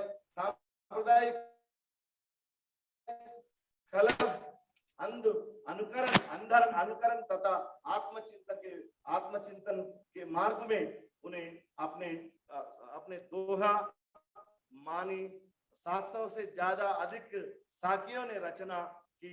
और रामानंद के शिष्यों में संत धन्ना, संत हरिदास, संत कबीर, संत सिन्हा, संत पीपा आदि सभी जातियों के महान संत बने हैं। और भक्ति कविगण के लोक भाषाओं को स्वीकार में बड़ा महत्व रहा है। पूर्वाचार्य श्री आदिशंकर रामानुज, वल्लभाचार्य, मध्वाचार्य, निम्बार्क, विष्णु स्वामी आदि सभी आचार्यों ने संस्कृत भाषा का माध्यम से ही अपने सिद्धांतों को प्रचार प्रसार किया। भक्ति कवि देववानी ने संस्कृत का आदर करते हुए लोक भाषा को सम्मान भी दिया। उन दिनों ने कुछ लोगों संस्कृत में वार्तालाप करना सम्मान एवं लोक भाषा में बात करना अपमान समझते थे। भक्ति कवियों ने इस प्रथा का परिवर्तन कर दिया और लोक भाषा में बोलने एवं लिखने के कारण समाज पर अत्यधिक प्रभाव पड़ा। इस कारण देश भर में बड़ी मात्रा में भक्ति साहित्य एवं काव्य उभर कर आया।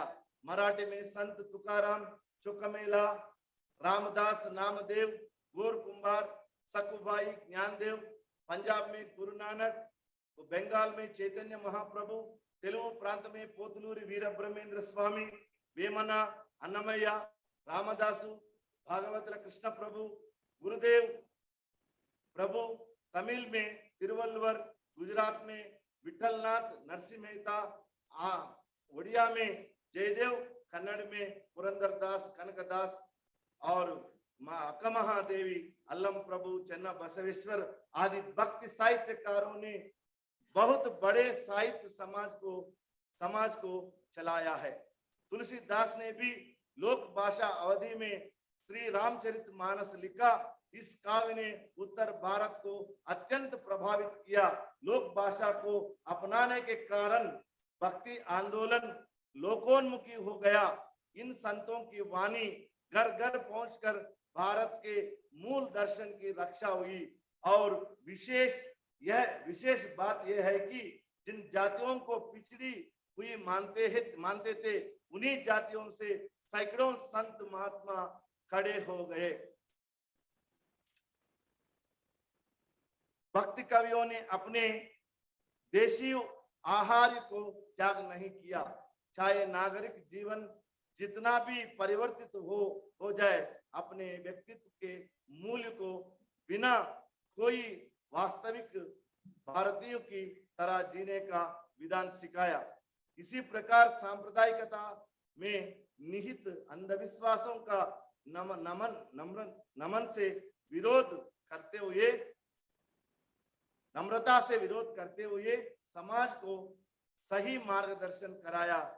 तो थोड़े से एकमात्र कर्मकांडों के साथ आत्मज्ञान की और लोगों को मोड़ने का प्रयास किया, जो स्वयं ना कह सकते थे। उन विषयों पर परोक्ष रूप से हम कैसे आत्मिक जीवन जीना है वो सिखाया है। हमारे तेलुगु के एक प्रसिद्ध कवि पोतुलूरी वीर ब्रह्मेंद्र स्वामी ने लिखा है, ఒక్క పొద్దులని ఎన్నుచునుంటే వనరుగా చెడుదు ఒరే ఒరే, చక్కగానున్న పున్నమి చంద్రుని చూచుచునుండుట సరే సరే, నీలో ఉండే నీళ్ళలో ఉండి గునుగుచునుండుట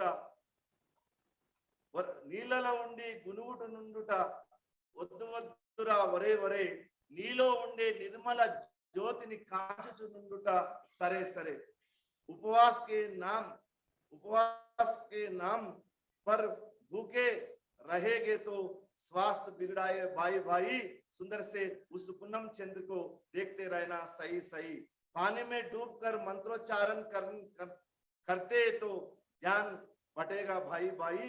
तुम्हारे भीतर की निर्मल ज्योति को दर्शन करना सही सही, इसका अर्थ है।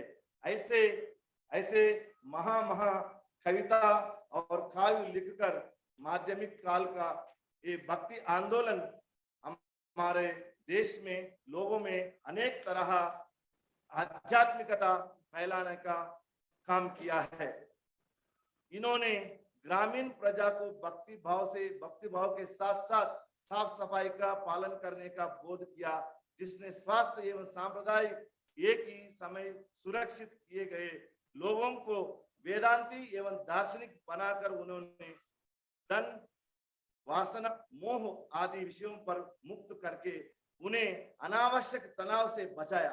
इसी प्रकार मनुष्य की चरित्र निर्माण, व्यक्तित्व, आस्था की भावना आदि विषयों के बोध के माध्यम से सामान्य प्रजा, अशिक्षित लोगों में उत्साह एवं पूर्ति भर दी। मूर्ति भावना को पहले अमृत भावना के ओर ले जाने का प्रयास किया। भक्ति आंदोलन के भक्ति कवियों ने समाज में भेदभाव से प्रताड़ित दीन दुखियों की पीड़ा का निवारण किया, जातिगत भेदभाव मिटाया, भक्ति और भगवान के बीच के संबंध को सुगठित किया। इन सारी खूबियों के कारण ही आज इतने वर्षों के बाद भी वे महान संतों जैसा कबीर दास, रामानंद, तुलसीदास, नरसिंह मेहता, यह सारे लोगों की हम जिह्वा पर सजीवंत है और रहेंगे। जय हिंद।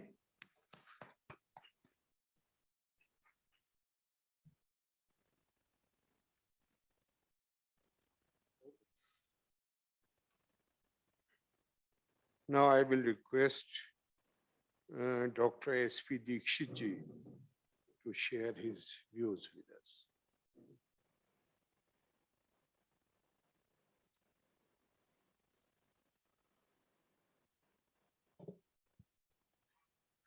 अध्यक्ष महामहिम जी, माननीय शर्मा जी, आदरणीय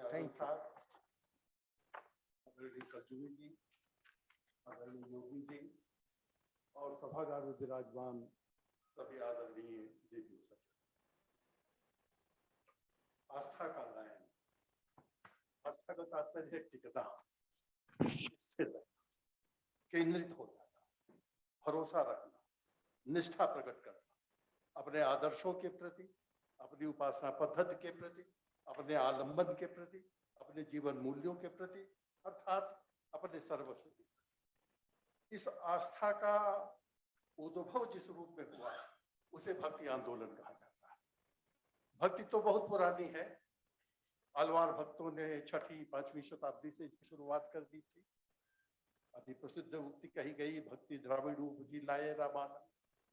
एक संस्कृत श्लोक में भक्ति स्वयं कहती है कि मेरा जन्म द्राविड़ प्रदेश में हुआ, मैं युवा हुई कर्नाटक प्रदेश में आकर, गुजरात में जाते जाते वृद्ध हो गई, अब वृंदावन में आकर के पुनर्नव यौवन मुझे प्राप्त हुआ है। तो स्थान स्थान पर भक्ति का आंदोलन चलता रहा। एक प्रश्न उठाया डॉक्टर ग्रियर्सन ने, हिंदी साहित्य का इतिहास में। उन्होंने कहा कि 15वीं शताब्दी में यह भक्ति बिजली की तरह कौन थी, बिजली की तरह क्यों? इसका अर्थ अलग अलग विवेचन करते हुए भक्ति के उद्भव और विकास पर बहुत प्रकाश डाला गया है। हिंदी के प्रसिद्ध विद्वान आचार्य रामजोतिषु ने लिखा कि भक्ति का आविर्भाव हताशा से हुआ है। जब राजा महाराजाओं पर विश्वास नहीं रहा तो हारे को हरि नाम, बड़ी प्रसिद्ध कहावत है, वो भक्ति के रूप में परिणत हो। लेकिन यदि हताशा में भक्ति का उद्भव हुआ होता तो आस्था का गायन न होता, उस काव्य में उल्लास का इतना स्वर न होता, उत्सव धर्मिता का इतना भाव न होता, कुल मिलाकर के शोक का गीत बनता, जो भक्ति काव्य में नहीं दिखाई देता। इसे अच्छी तरह व्याख्यायित किया आचार्य हजारी प्रसाद द्विवेदी ने। उन्होंने कहा भक्ति में जो उल्लास का स्वर है वो हताशा की देन नहीं, लेकिन इसे आंदोलन में कहते हुए उन्होंने इसको फिर से उसी आलवार भक्त परंपरा से जोड़ा और कहा कि एक निरंतर प्रवहमान चिंता धारा का विकास करो। इसे आंदोलन के रूप में समझने की आवश्यकता यह है कि आखिर इस भक्ति को 15वीं 16वीं शताब्दी में विशेष रूप से उत्तर भारत में इतना खुला हुआ आकाश क्यों मिला। एक प्रसिद्ध इतिहासकार हुए हैं प्रोफेसर हवी, उन्होंने तर्क दिया कि जब उत्तर भारत में सुव्यवस्था स्थापित हो गई, सुशासन की स्थिति आ गई, शायद उनके ध्यान में अकबर का शासनकाल, तो भक्ति को विशेष प्रकार के परिणाम।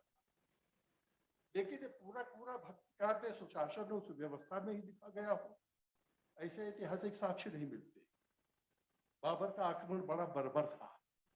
गुरु नानक देव ने अपने इतिहास ग्रंथ में बड़ी भर्त्सना की है, जो कत्लेआम हुआ था। हाँ। जहांगीरी न्याय बड़ा प्रसिद्ध है, जिसमें नूरे जहां की सल्तनत, गोस्वामी तुलसीदास ने रामचरितमानस में उसका संकेत किया। वो कहते हैं यवन महामहिपाल, बाकी तो साधारण राजे हैं, ये महामहिपाल थे, लेकिन सामन दामन भेद कछ केवल दंड करा। तो उस समय भी धर्मांतरण हो रहा था, मंदिर गिराए जा रहे थे, तीर्थों पर अनेक प्रकार के अत्याचार हो रहे थे, आक्रामक और आक्रामकता का भाव था, वो काफिर और म्लेच्छ का भाव था, इसलिए उसको सद्भाव का दौर तो नहीं कहा जा सकता। बहरहाल उनका अपना तर्क है। ऐसे ही एक तर्क डॉक्टर नामोर सिंह ने दिया कि भक्त कवियों में जब इनको पदच्युत कर दिया गया तो भक्ति का आंदोलन शुरू हुआ। मेरी समझ में नहीं आता कि रहीम के अलावा कौन भक्त कवि था जिसको पदच्युत किया गया।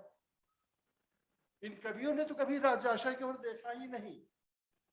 जनश्रुति है कि गोस्वामी तुलसीदास को मनसबदारी दी गई थी और उन्होंने दो टूक उत्तर देते हुए कहा था कि हम चाकर रघुवीर के लिखो पढ़ो दरबार, तुलसी अब का हो ही के नरको मनसबदार। कुंभन दास को अकबर ने पद गायन के लिए बुलाया, गए, पद भी गाया, बड़े प्रसिद्ध संगीतज्ञ थे। बादशाह खुश हुआ, कहा कुछ अरे संतन को कहा सीखे। कहा कि इस्लाम के प्रभाव से भक्ति आंदोलन आया। ग्रियर्सन ने कहा कि ईसाइयत के प्रभाव से इस्लाम में जो भाईचारा है उसका काफी कुछ प्रभाव सूफी दर्शन पर पड़ा है। उन्होंने वेदांत से भी लिया है, उन्होंने कुरान शरीफ से भी लिया। ईसाइयत के सेवा भाव का भी प्रभाव पड़ा, लेकिन यहाँ भी अपनी सेवा भावना की परंपरा रही है। वैष्णव में जो सेवा भावना है, आज भी चींटियों को आटा चुगाते हुए लोग देखे जाते हैं, पक्षियों के पानी पिलाने के लिए पात्र रखते हुए देखे जाते हैं। तो बहरहाल इस पर विचार करने की आवश्यकता है। मुझे लगता है कि इस भक्ति आंदोलन के पीछे मूल मंत्र रहा है, हारिए न हिम्मत, विसारिए न राम नाम। अस्तित्व संघर्ष के उस दौर में अपनी आस्था के बल पर किस तरह हम सरवाइव कर सकते हैं, कैसे हम अपने वजूद को बचा सकते हैं, यह विशेष प्रकार की प्रेरणा देने का कार्य उस समय के कवियों ने किया। गोस्वामी तुलसीदास एक जगह लिखते हैं, तुलसीदास रघुवीर बाहुबल सदा अभय काहू न डरे। रघुवीर के बाहुबल पर पूरे बड़ा भरोसा।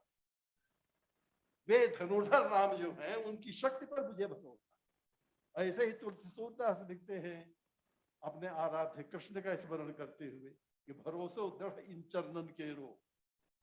मीराबाई जब कहती है कि मेरे तो गिरधर गोपाल दूसरों न कोई, तो कहने का तात्पर्य है कि भारी भरोसा अपने आराध्य के, अपनी उपासना पद्धति के प्रति, अपने सिद्धांतों के प्रति, अपनी परंपराओं के प्रति, ये भक्ति का मूल मंत्र रहा है। और इसी से प्रेरित होकर लगभग 500 वर्षों तक ये काव्य उत्तर भारत में विशेष रूप से अनुगंजित होता रहा है। इसके पीछे मूल उद्देश्य यही था कि अपनी प्रतिभिज्ञा को पहचानो, अपनी आइडेंटिटी को, अस्मिता को पहचानो, और उसी के साथ साथ समाज के प्रति जो आस्था थी, नानक ने बहुत पहले हिंदू और मुसलमान के भाव को समाप्त करने का, दोनों में एक सौहार्द स्थापित करने का अभियान चलाया, और साथ ही दूर दूर तक भ्रमण करते हुए, पूरे देश का पर्यटन करते हुए उन्होंने एक विशेष प्रकार का जागरण अपने उस युग में दिया। तुलसी ने उस समय के राजाओं को, उस समय के शासकों को एक और तो कोसा, कहा भूमिचोर हो गए, ये प्रजाशन है, प्रजा का आसन करने वाले, भक्कड़ करने वाले।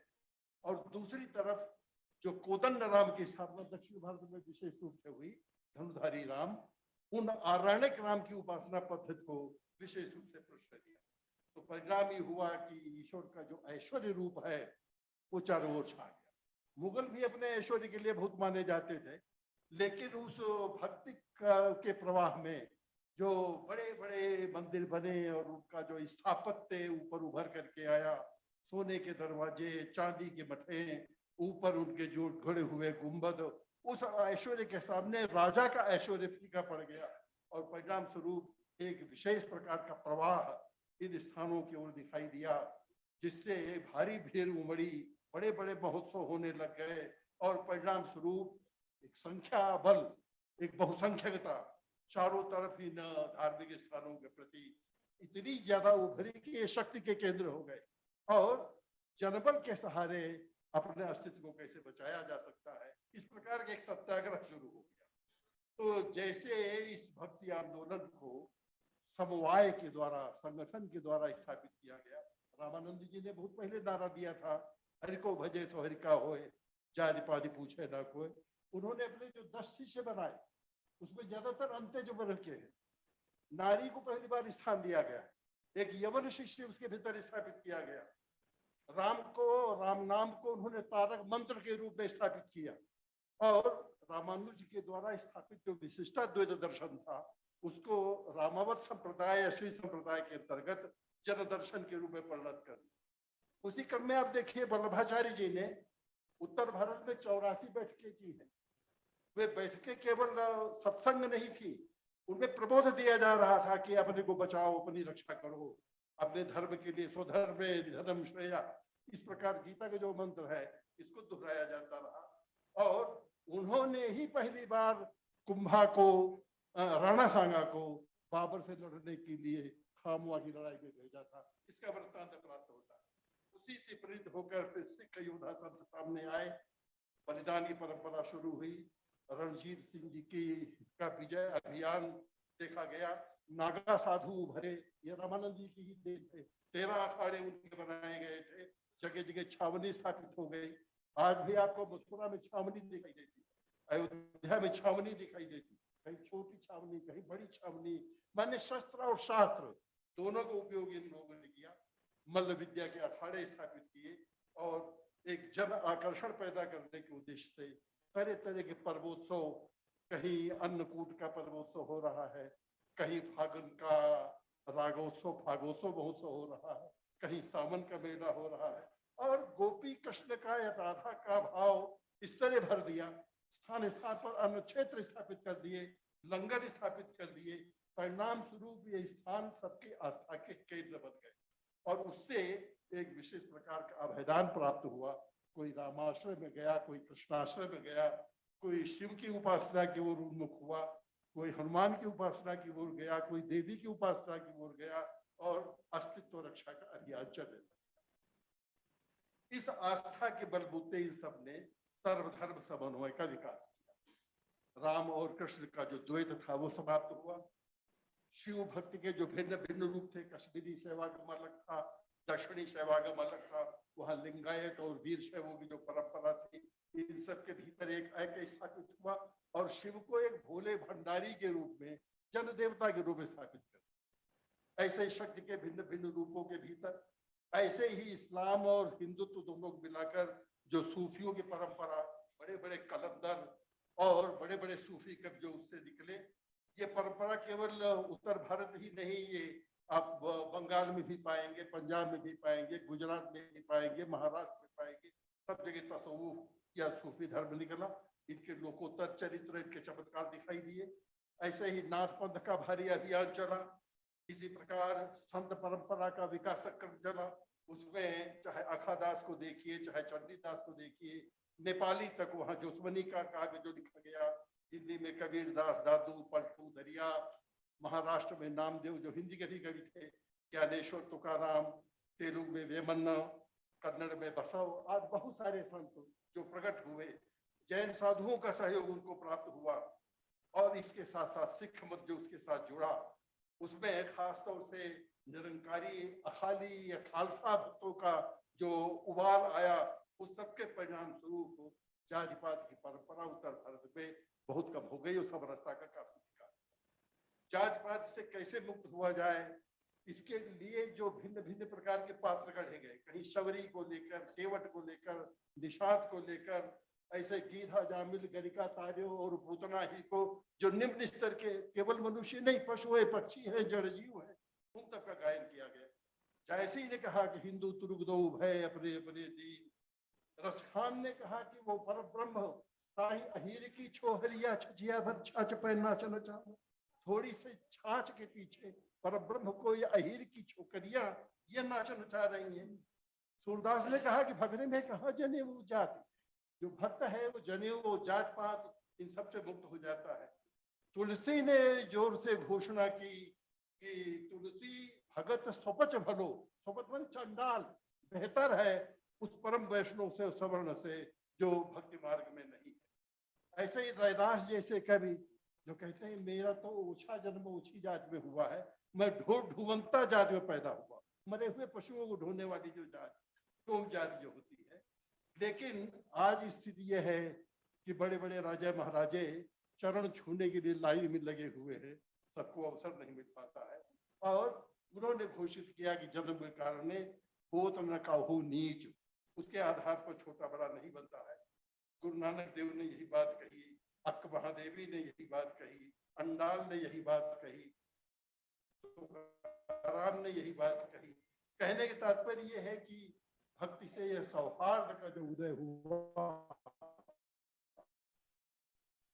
एक तरह से मानवीय चेतना का विकास, और इन लोगों ने राजाशय को छोड़ करके जैसा किया,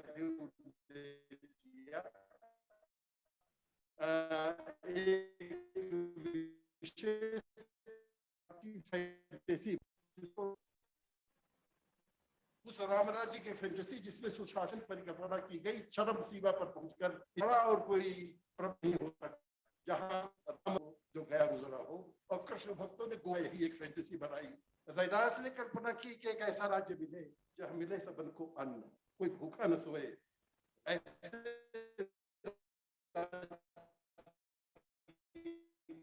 कल्पना करते हुए,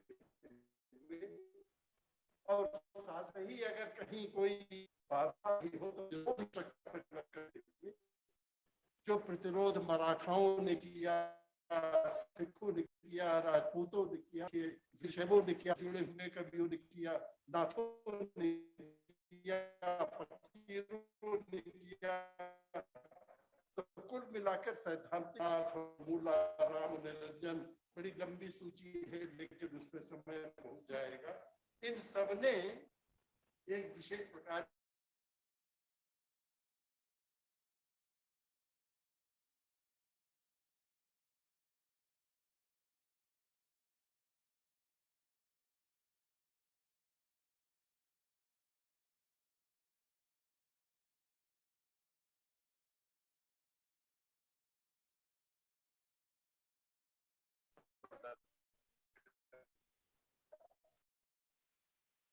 वेदांत से तर्कशास्त्र हटा दिया और उसका जो हरि प्रतिपादन ने सहजा भक्ति बनाई, जिसको सहजता से श्री रानी नवधा दी। उसके भीतर मानवीय सेवा, मानवीय भावना, कुल मिलाकर यही जो सौहार्द का भाव है। और उसमें तांत्रिक पद्धति का निषेध किया, बलि का निषेध किया, घोर पंथों का निषेध किया, एक वैधि भक्ति बनाई, यानी वैष्णवता का जो उच्चतम रूप हो सकता है। और एक ऐसा राम रसायन तैयार किया कि उसमें चाहे स्मार्त हो, चाहे गृहस्थ हो, चाहे सन्यासी हो, सब मग्न हो गए।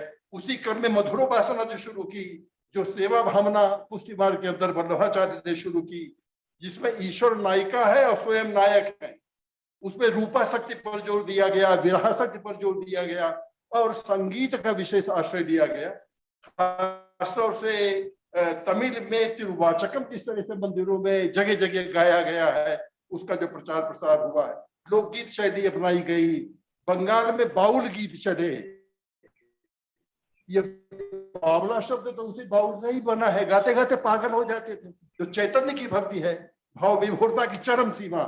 ऐसे ही विद्यापति में जो भक्ति का श्रृंगार दिखाई दिया, ब्रज में जो रसिया गीत गाए गए, कृष्ण की 20 लीलाओं के जो वर्णन किए गए, जगह जगह राम लीलाएं शुरू हुई, रास लीलाएं शुरू हुई। और इस तरह से उड़िया में पंचसखा का जो गायन शुरू हुआ।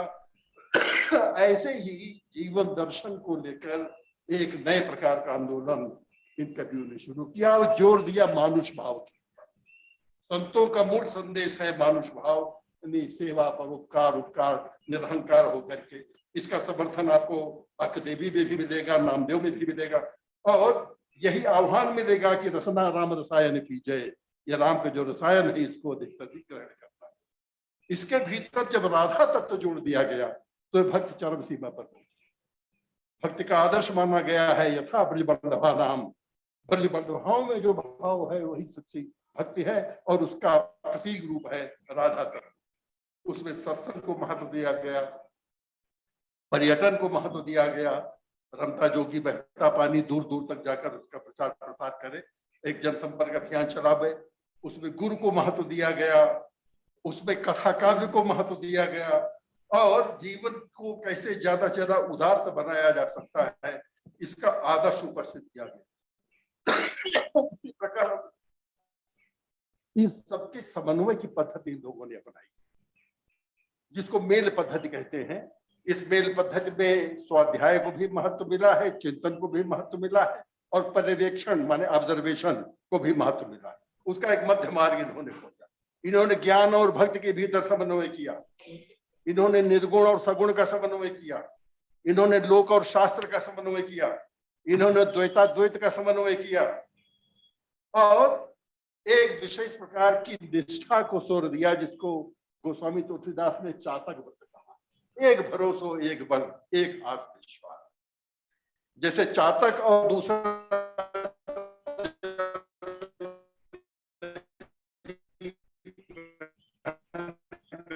उसी तरह से एक आराध्य है, एक आस्था का केंद्र, एक अपना अधिकरण। तो सवर्णों से लेकर आदिवासी जनजीवन से बड़ा गहरा संबंध रहा है। संतों का भी संबंध, आम आदमी जो निरक्षर थे,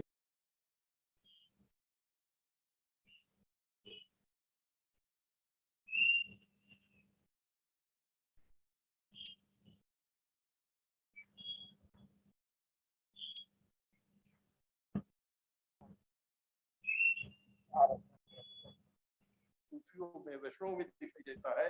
और इसके साथ साथ इन्होंने अपने इस आंदोलन को प्रभावी बनाने के लिए जो जो उपाय किए, एक काव्य का जो सम्मोहन पैदा किया, जो कला के भिन्न भिन्न रूप निकाले और उसी के साथ साथ संगीत का जो सहारा दिया। आप अष्टछाप के कवियों में पाएंगे कि एक से एक बड़े संगीतज्ञ,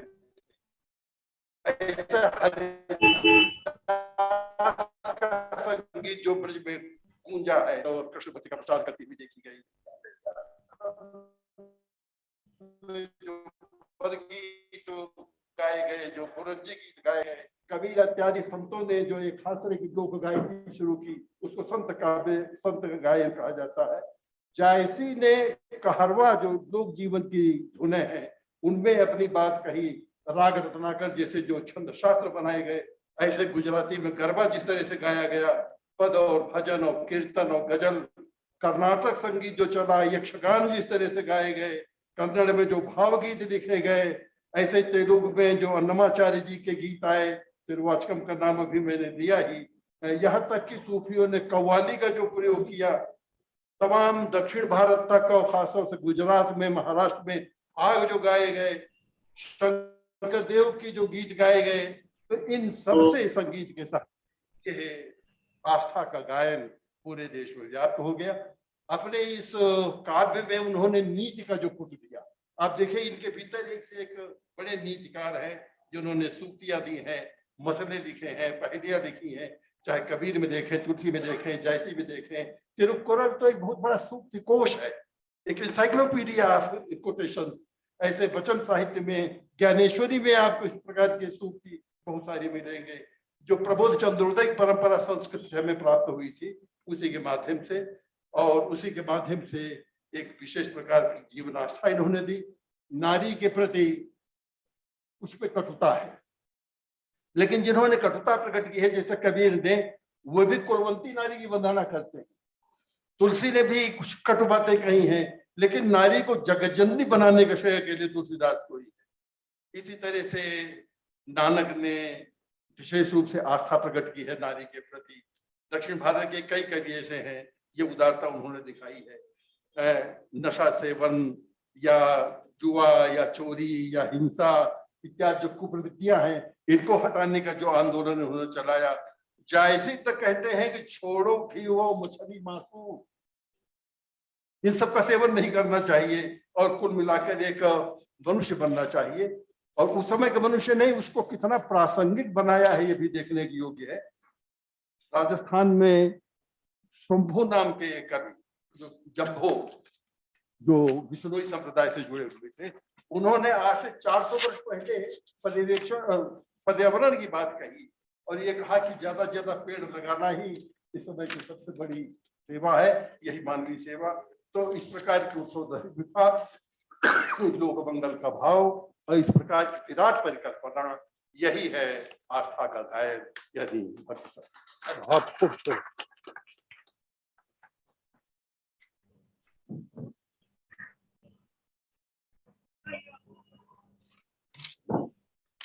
Now, Shri Uday Narayan Singh ji, he is online.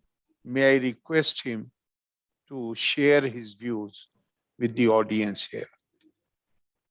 Thank you, Honorable Chair, Reasonable Khan Sahab. I hope I'm audible to Yes, all of you. go ahead. I don't have the eloquence of Dikshit because he has quoted extensively, and I really appreciate the kind of points that he has made. And also, Bhaskar ji has also quoted from Telugu, and we enjoyed his speech as well. Basically, what I am trying to say is that from the Dark Ages concept, can we really call this period a Dark Age? Because some of the well-known historians, literary historians, like Eleanor Zeliot, has described the Bhakti period as a Dark Age. And she says that Bhakti has been credited with securing the final triumph of Hinduism over Jainism and Buddhism. Now, I look at this in a very different way. It is not that the Bhakti was trying to stage a war. It was not a cultural war between Hinduism and Buddhism, or Hinduism and Jainism, or Hinduism and Islam. I think it's a very wrong way of looking at the concept of Bhakti from the European or American literary historians' angle. I would say that our kind of saeculum obscurum, in Latin, the Dark Age is called saeculum obscurum, which is there in the Renaissance period, until the Renaissance period, from the fall of Roman Empire to the Renaissance period. So 400-500 period, whereas in our case, we notice that our period is much longer, 7th century to 16th century. And it's really something which is a product. One of the previous speakers talked about the electrifying effect of bhakti, that how exactly this is caught like a wildfire all over India, all over the cultural space which we are calling India today, the political space we are calling India today. So I think the important thing is that we are actually looking at a period in retrospect. When we are looking at it, we see that there are many kind of interesting products or processes that have emerged. One of them is that levelization. There is an equalization of people, that people belonging to different caste, creed, and community, how they have come on an equal platform. This is one advantage.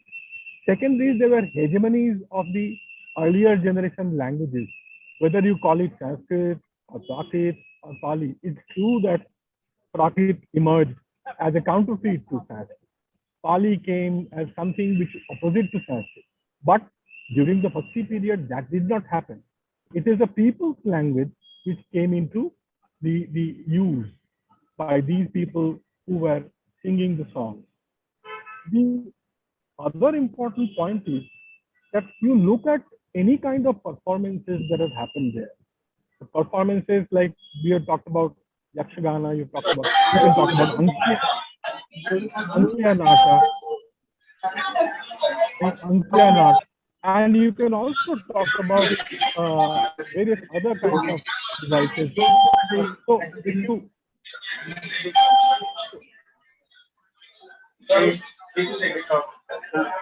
you actually look at this, then you find that the Sharia songs, this was one of the ways of really trying to modify the Buddhism or the Buddhist ideas, which would be in a tantric Buddhism space, in the language of tantric Buddhism. They would try to hide the sayings in the Sharia. Now, it has so happened that these Sharia songs have become the mother text for several Eastern Indian languages, Odia, Assamia, Bangla, Maithili. All of them actually have had this kind of derivation. And all of them had also the influence of Chaitanya Mahaprabhu. Now, what is interesting thing is that Chaitanya Mahaprabhu brought people on the road, whether it is women or men, all of them were singing with ecstasy on the road, on the street. So the difference between the palaces or the big buildings and big rich people's houses and the common people's road, that was obliterated. Difference between man and woman, that was obliterated. So many interesting things have happened during this period of time.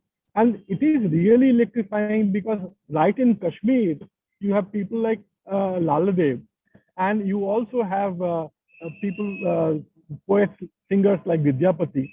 Now, if you look at the Sagul Nirgul thing which Dikshitji had mentioned just now, the interesting thing that has happened is that that division that you saw, that you have people like Nirgula tradition led by Kabir, Raidas, Dhanna, Dadu, Rajiv, Jagibandas, all of them, and then the Sagun tradition led by Mirabai, Surdas, Tulsidas, even that division between Saguna and Nirguna have been obliterated. So this is very interesting. And what we see at the end is that all this had influenced Tagore. So if you look at Tagore's life through his Raja Ram Mohan Roy and Prince Dwarkanath Tagore and Devendranath Tagore and Rabindranath Tagore, you look at this emergence of Brahma Dharma and the concept of one India, concept of non-denominational prayer. If you look at Upasana Griha at Shantiniketan, there is no idol there. There is no one idol there because they believe that all the religions of the world are basically leading you to the same spiritual entity, same spiritual journey. So I think that is something which is very interesting. And at the end of it, I would say that this, the difference between the puja songs and the love songs, prem songs of Tagore, they got enmeshed. Today, if you ask a singer of faith in Eastern India, they'll say Tagore did not really keep a distinction between love between human beings and love for God. So puja and prem became enmeshed one with the other. I think that is a teaching which Tagore had from Kabir and from Ghalib and from several others. Notice that even at the age of 14 to 16 to 18, Tagore was translating Kabir and translating Ghalib. This is a very interesting thing. So I would end here.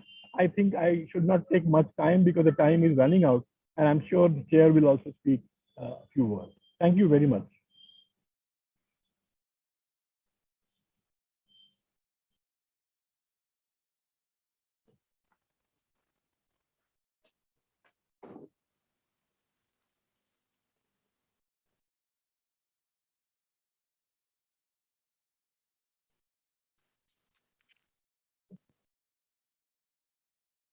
Now, we have been hearing very erudite scholars who have spent their lifetime studying Bhakti movement. And I cannot pretend to come anywhere close to them. Therefore, I have decided.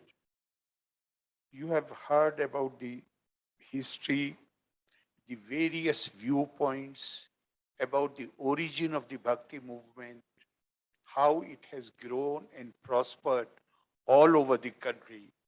But now at the end, initially, I had also given you my sense, my understanding of this Bhakti movement, where I said I still feel that this has been produced by the teachings of the Upanishad, Vedanta.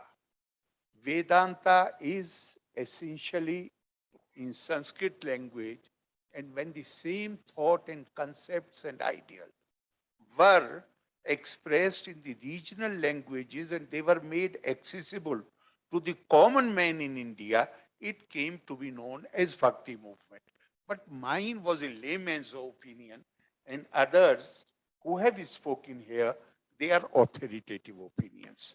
So, and you have heard that. But now,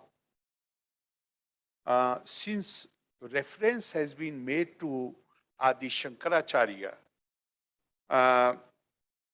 and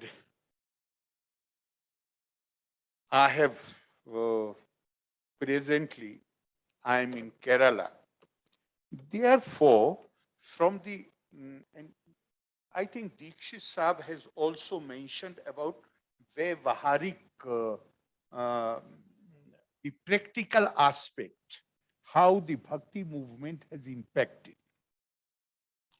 Theory, therefore, I want to give you the example of how Bhakti movement has the impact and how that impact has totally transformed the Kerala society in last about 100 years.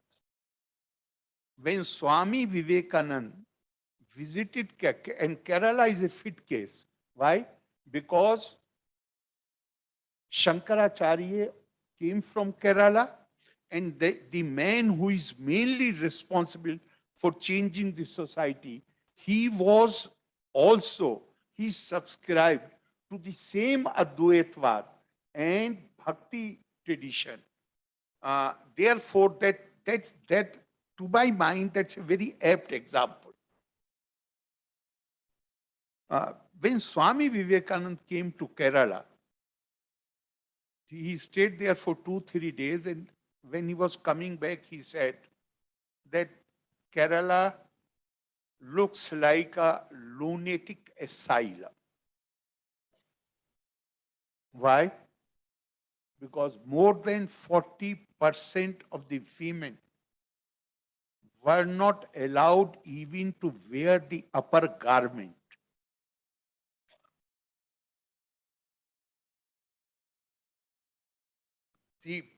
The feudal order or the caste oppression was, when you read it today, it was much worse than anywhere in UP, in any northern states, or even other southern states. That was the position. And if you come to in about 100 years' time, few years here and there, if today you come to Kerala, that is one society which is 100% literate. Ordinary man has such a robust sense of human dignity and equality that you feel so happy about it. In fact, when my guests come from UP particularly, the moment they are going to be there for some time, when they want to go and visit various places, I always tell them that please keep it in mind that here every person, even doing the lowliest job, is extremely sensitive about has a very robust sense of equality, to the extent that only few months back, we were discussing this subject, and the Chief Secretary of Kerala, who has now retired and is working as Chief Information Commissioner, he told me, he said, sir, today my driver told me, we were talking about something, my driver told me, sir, what is the difference between you and me? I chose not to appear for the IAS examination. It is not that I could not have qualified. I love the job which I am doing. I chose not to go for that career. You come there and see the kind of confidence which women display by walking on the road, and this has happened as a result of the movement launched by Shri Narayan Guru, who came from one such community whose women were not allowed even.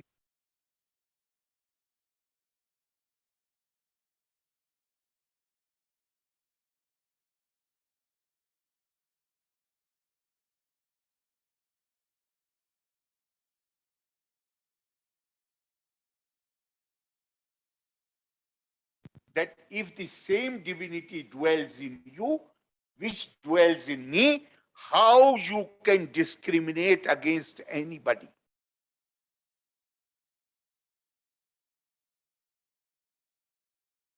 Possibly the only place where social transformation did not produce any social tension in the society. But this is our misfortune that people outside Kerala hardly know about Shri Narayan. We know more. They have been great leaders. But in regions from where, as a result of the efforts for transformation, some tension was created, we know more about those places. Kerala, no tension, no social tension was created. And the so-called, this is on the, in a democracy now, it is more than 75 years since we have become independent. Therefore, using the terms like upper caste and lower caste is not right. But I am using it in a context. And the context is that the people belonging to the so-called upper caste became disciples of Shri Narayan Guru during his own lifetime. The difference is that he did not complain about the oppression. He talked about the oppression and suppression. But he said, as Martin Luther King had said in USA, all we say to America is, be true to what you say on paper. Shri Narayan Guru, in fact, Martin Luther King came later. Shri Narayan Guru had that, he said, you believe in the divinity of man, the divine potential of man. I believe in the same. Aham Brahmasmi Tattvamasi. If Brahma dwells in you, Brahma dwells in me, then how can you discriminate or treat me differently? And this had such a magical effect that society stands totally transformed today.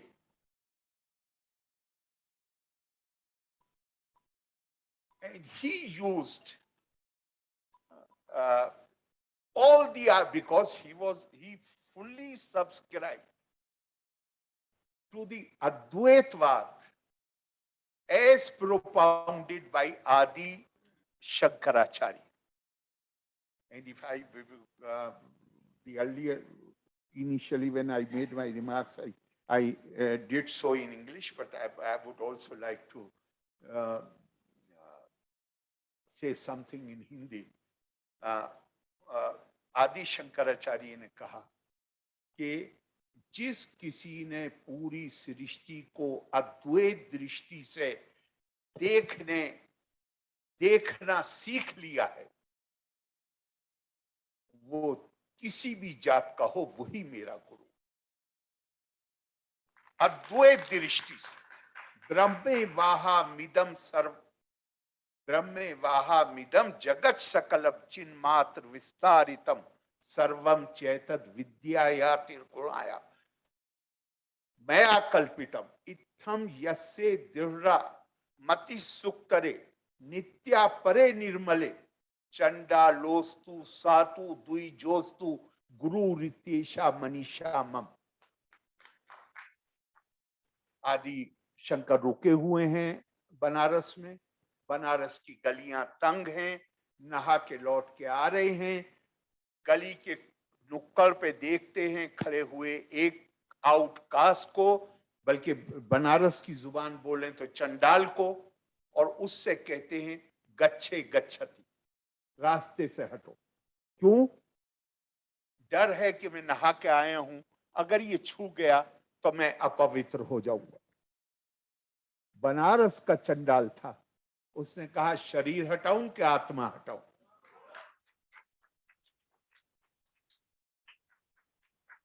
और शंकराचार्य अद्वैतवाद के प्रणेता,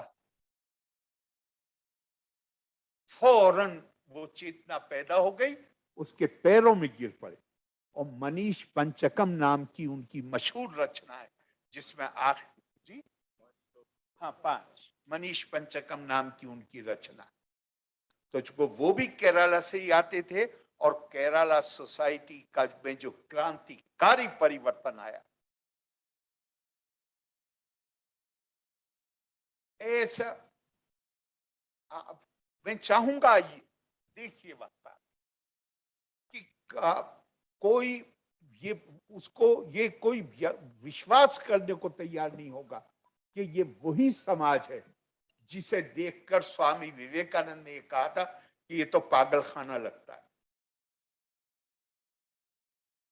और हमारे यहाँ अभी दीक्षित साहब ने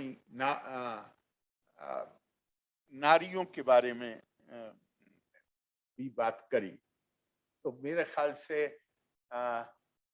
जयदेव की जो रचना है उसका क्या नाम है?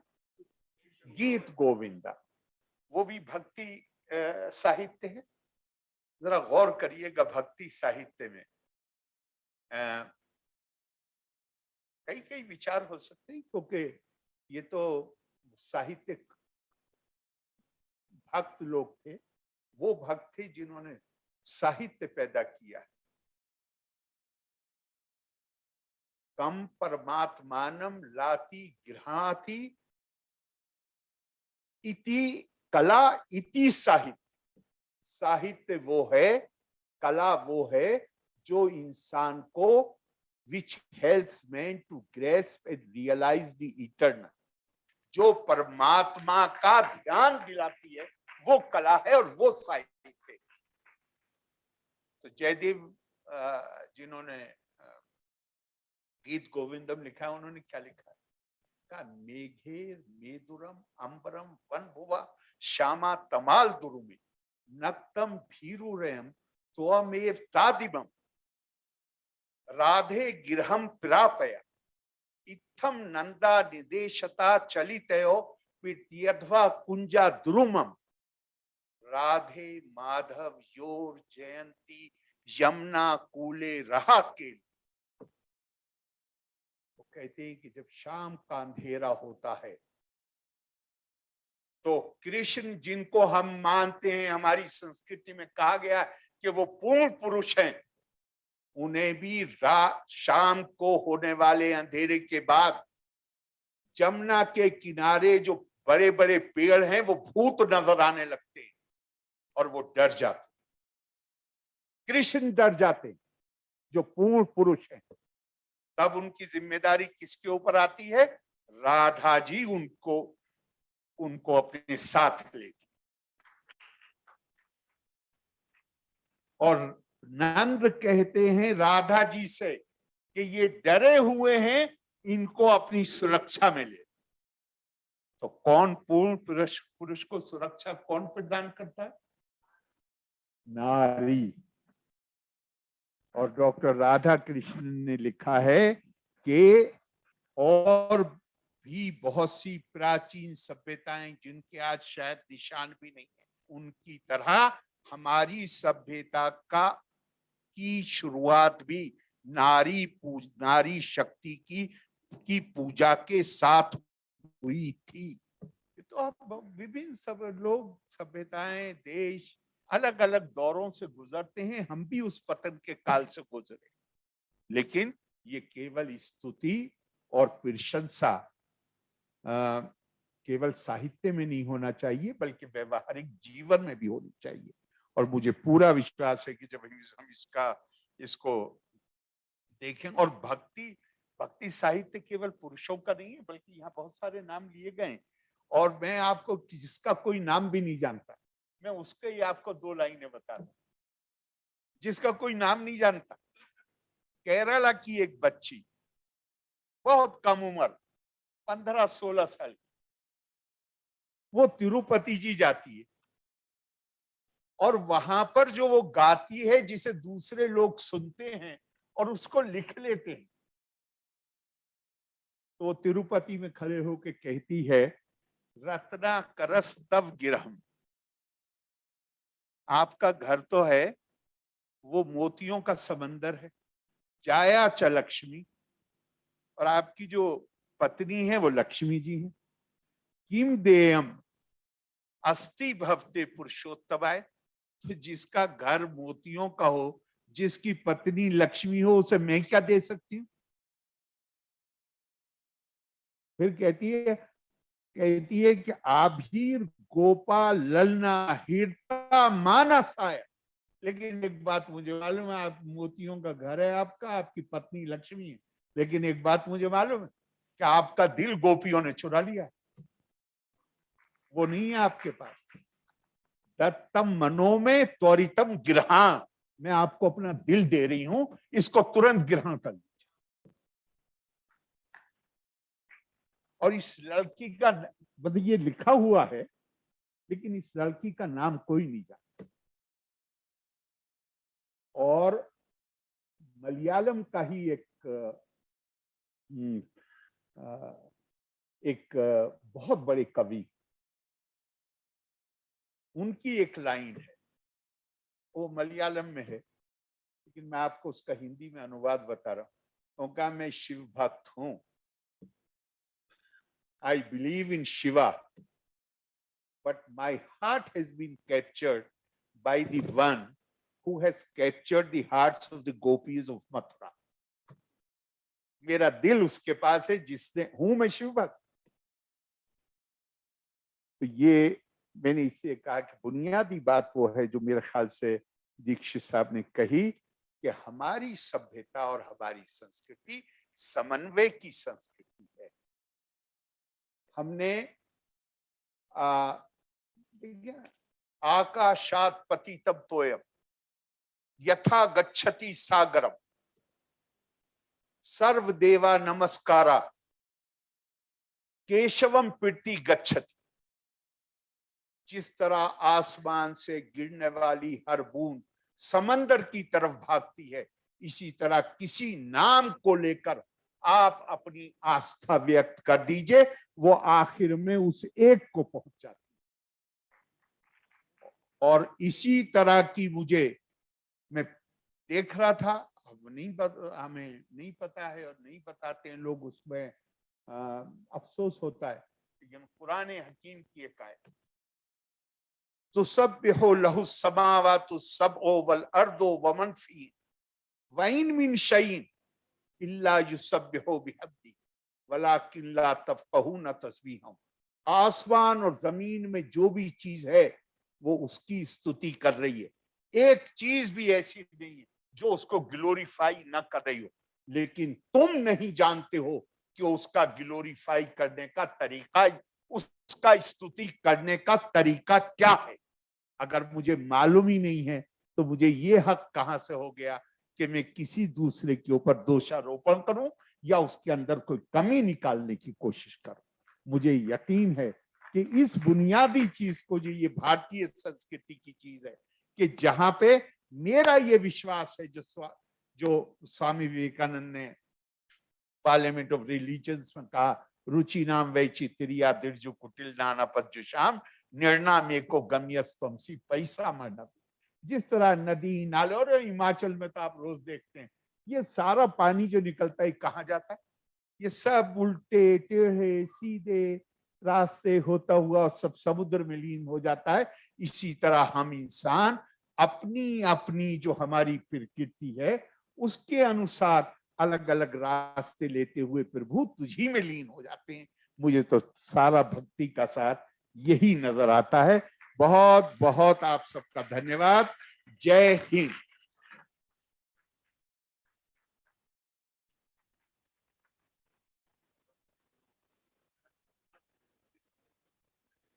परम आदरणीय अध्यक्ष महोदय और सभी माननीय वक्ताओं का हृदय से धन्यवाद करते हैं। उन्होंने भक्ति पर अपने उद्गार व्यक्त किए।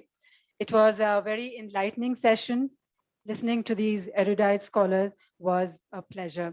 So may I request all of you to kindly rise for national anthem.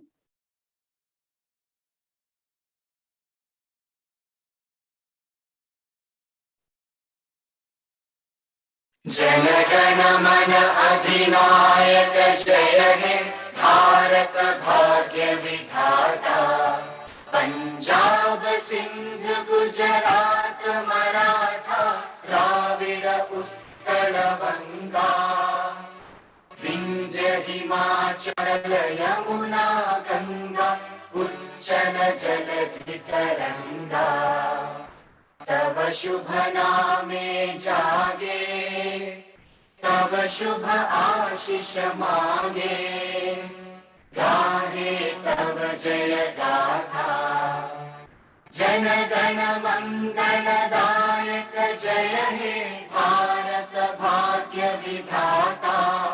जय हे जय हे जय हे जय जय जय जय हे।